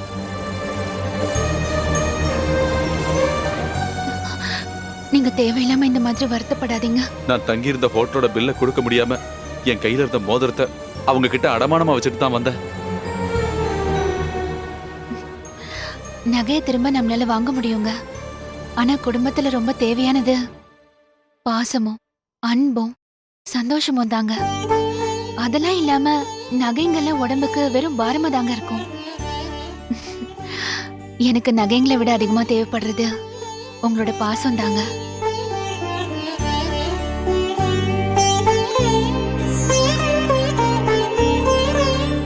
ரெண்டு மாசமா இங்க யாருக்குமே சம்பளம் தரவே இல்ல. கரண்ட் பில்லும் போன மாசம் கட்டவே இல்ல. அவனுங்க எப்போ வந்து கட் பண்ணுவானுங்கன்னு தெரியல. பில்லு கட்டாததுனால நேத்து டெலிபோனை கட் பண்ணிட்டானுங்க. இங்கதான் வேலையே இல்லையடா. நீ வேற எங்கேயாவது வேலைக்கு ட்ரை பண்ணலாம்ல. உன் வீட்டை பத்தியாவது கொஞ்சம் நினைச்சு பாடுறா. இல்லடா, நான் எங்கேயும் போக மாட்டேன்.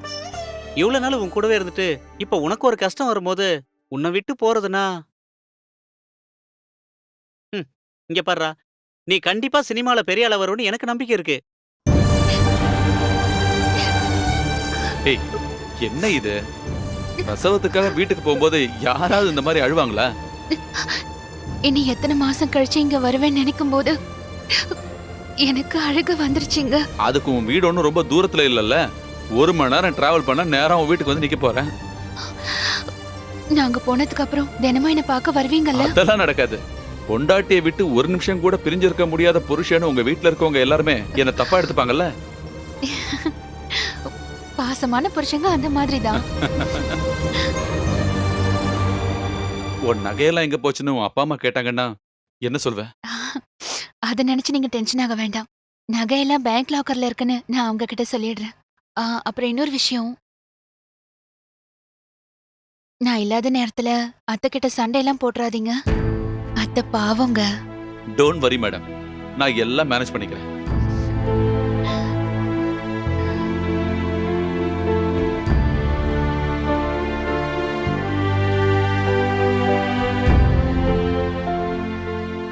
ஏமா, என்ன இது? ஏன் இன்னும் நீ ரெடி ஆகலையா? இன்னுமா இதெல்லாத்தையும் பண்ணிட்டு இருக்க? சீக்கிரமா வா. ராகு காலத்துக்கு முன்னாடி நம்ம இங்க இருந்து கிளம்பி ஆகணும். இதோ இப்போ வந்துடுறேன்ப்பா. அட, என்னம்மா நகையெல்லாம் போடாம இருக்க? இல்லம்மா, வீட்டுக்கு தானே வரேன். இதுவே போதுமா? என்னம்மா இப்படி பேசிட்டு இருக்க? பிரசவத்துக்கு வீட்டுக்கு போகும்போது நகையெல்லாம் போட்டுட்டு போறது ஊரோட வழக்கம். போய் சீக்கிரம் போட்டு வா. அது பரவாயில்லப்பா. இவன் எப்பவுமே இப்படிதான். எங்க இருக்குன்னு சொல்லி நான் எடுத்துட்டு வரேன். நகைங்க எல்லாத்தையும் பேங்க் லாக்கர்ல வச்சாச்சு. இன்னைக்கு உன்னை வீட்டுக்கு கூட்டிட்டு போற விஷயம் உனக்கு தெரியும்ல? மாப்பிள்ள எங்க? சீக்கிரமா போய் நகையெல்லாம் எடுத்துட்டு வர சொல்லு. மாப்பிள்ள. அப்பா வேண்டாம்ப்பா. ஏன், என்னாச்சு? விஷயம் என்னன்னு சொல்லு. அது நகையெல்லாம் லாக்கர்ல வைக்கல. இங்க அவருக்கு அவசியமா தேவைப்பட்டதுனால நகை எல்லாத்தையும் அவர் விற்க வேண்டியதா ஆயிடுச்சு. வித்துட்டானா? கல்யாணம் முடிஞ்சு 1 வருஷம் கூட ஆகல அதுக்குள்ளே எல்லாத்தையும் வித்து தொலைச்சிட்டானா? அப்பா கொஞ்சம் மெதுவா பேசுறீங்களா? அவருக்கு கேட்டு போகுது. கேட்கட்டுமே. 3-4 லட்சத்துக்கு நகையை வாங்கி போட்டு அமிச்சது இங்க இருக்கிற பிரச்சனையை தீர்க்கறதுக்காக இல்ல. இப்படி எல்லாம் செய்யறதுக்கு முன்னாடி அவரும் ஒரு வார்த்தை கேட்கல. நீயாவது எங்க கிட்ட ஒரு வார்த்தை சொல்லிருக்கலாம்ல.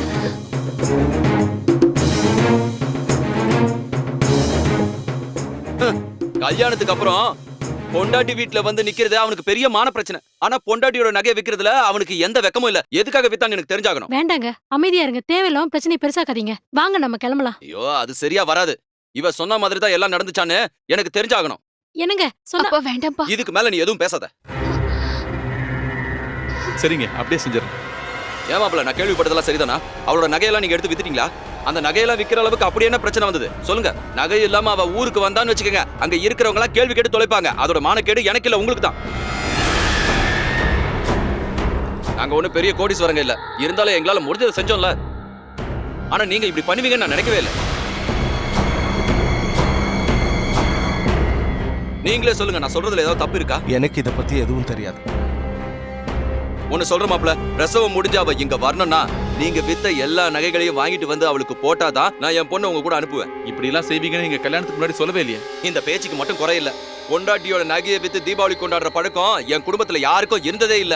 எதுக்கு இப்ப தேவையில்லாம பேசிட்டு இருக்கீங்க? நல்லா இருக்க தம்பி செஞ்சதெல்லாம் தப்பு இல்லைன்னு சொல்றீங்களா? வாமா நம்ம கிளம்பலாம். அப்படின்னா நீங்க அவளை இங்க இருந்து கூட்டிட்டு போக வேண்டிய அவசியமே இல்ல. முதல் பிரசவம் பொண்ணோட வீட்டுல தான் நடக்கணும், சட்டம் ஒண்ணும் இல்லையே. அதை நீங்க மட்டும் முடிவெடுக்க வேண்டிய விஷயம் இல்ல மாப்ள. வாமா நம்ம கிளம்பலாம். இல்லப்பா, நான் வரல. நல்லா யோசிச்சுதான் சொல்றியா? இந்த விஷயத்துல அவரோட முடிவு என்னவோ அதுதான் ஏன் முடிவும். ஓஹோ, இந்த மாதிரி எந்த லட்சியம் இல்லாம ஊர் சுத்திட்டு இருக்கிற இவன் கூட நீ ரொம்ப நாளைக்கு வாழ்ந்துடலான்னு கனவு மட்டும் கண்டுடாத. ஞாபகத்துல வச்சுக்க. இதுக்கு நீ ரொம்பவே வருத்தப்படுவ. வா வாங்க போலாம்.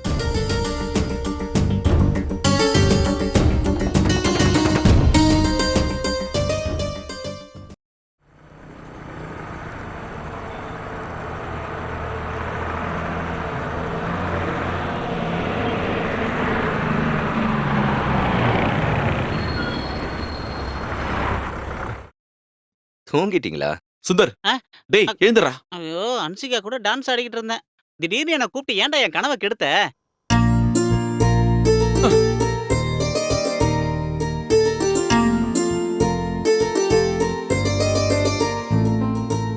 என் கார் வந்துடுச்சு, வாங்க.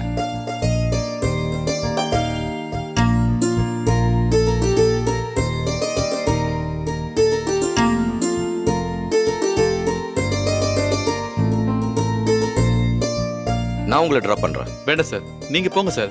நாங்க 2 பேரும் ஆட்டோல போய்க்கிறோம். உங்களை மீட் பண்ணதுல ரொம்ப சந்தோஷம். உங்க கதை கேட்டதுனால விடிஞ்சதே எனக்கு தெரியல. நேத்துக்கு ராத்திரி உங்களை பார்க்காம இருந்திருந்தா எங்க 2 பேரும் தீவிரவாதின்னு சொல்லி பெங்களூர் சிட்டி ஜெயில கம்பி எண்ணெய் வச்சிருப்பாங்க. நாம திரும்பவும் சந்திக்கிறோம், சந்திச்சே ஆகணும். உங்களுக்கு ஏதாவது தேவைப்பட்டா எனக்கு உடனே phone thank you sir. Always your meeting sir. Goal bless you. சரிங்க சார்.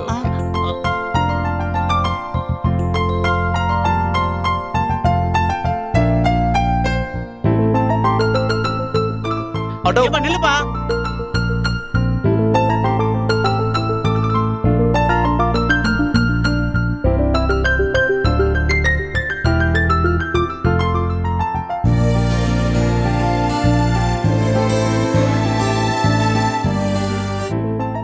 ஸ்ரீஜா, சதீஷ், அவங்க அங்க இல்லப்பா.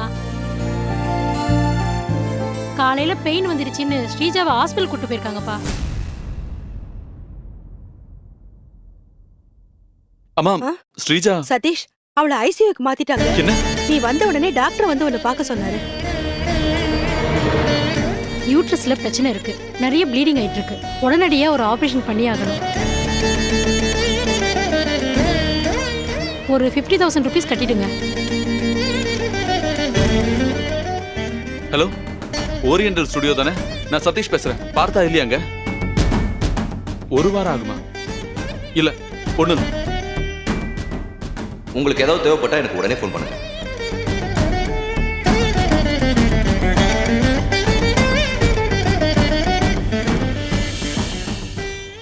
டேய் டேய் நில்றா நில்றா டேய் டேய் எதை ஏமாத்தி என் பணத்தை எல்லாம் எடுத்து போலாம் விடு டேய் விடு நில்றா நில்றா என்ன விடு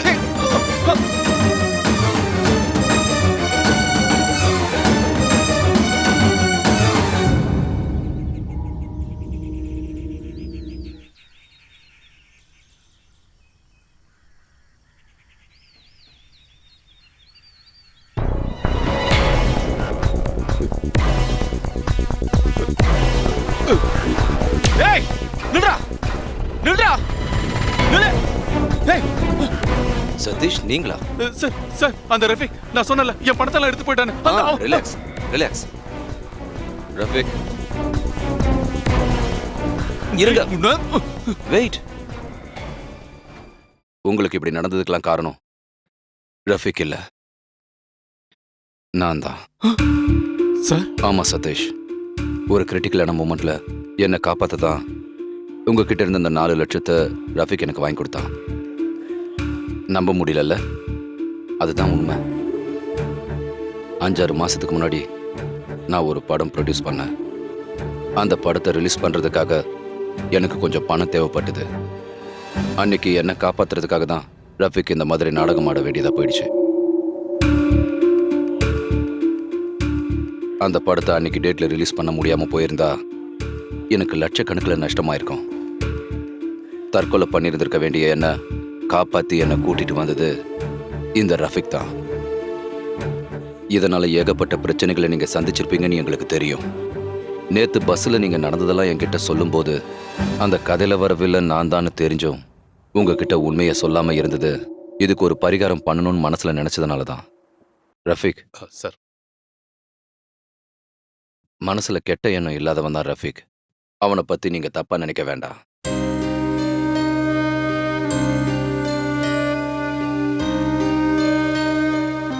இந்தாங்க, இதுல 5 லட்சம் ரூபாய் ஃபில்அப் பண்ணிருக்கேன். 4 லட்சம் ரூபாய் உங்களுக்கு தர வேண்டியது, மீதி 1 லட்சம் ரூபாய் என் புது படத்துக்கு ஸ்கிரிப்ட் எழுதுறதுக்கான அட்வான்ஸ். உங்க திறமையை பத்தி ரஃபிக்கு மட்டும் இல்ல, எனக்கும் நல்லா தெரியும். வாங்கிக்கங்க. தை மாசம் 1ஆம் தேதி புது படத்துக்கான பூஜை. இங்க பாருங்க, இது டூப்ளிகேட் பூஜை இல்ல, ஒரிஜினல். நீங்க கொடுத்த இந்த பணத்தால என் குடும்பமே. சார் சதீஷ். ரொம்ப தேங்க்ஸ்.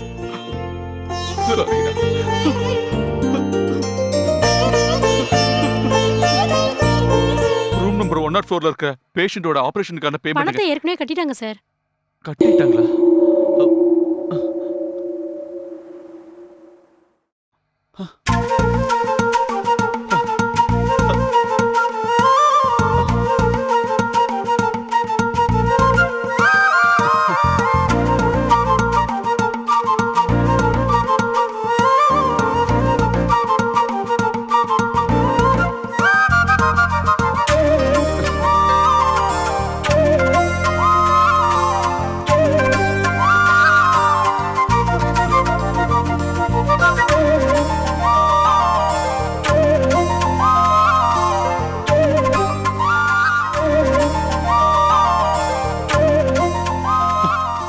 அண்ணா, நம்ம கஷ்டம் எல்லாம் தீர்ந்து போச்சு. கையை விட்டு போன பணம் எல்லாம் திரும்ப கிடைச்சிடுச்சு. அது மட்டும் இல்லாம முதல்ல பண்ண போற ஸ்கிரிப்டுக்கு அட்வான்ஸா 1 லட்சம் ரூபாய் கொடுத்துருக்காங்க.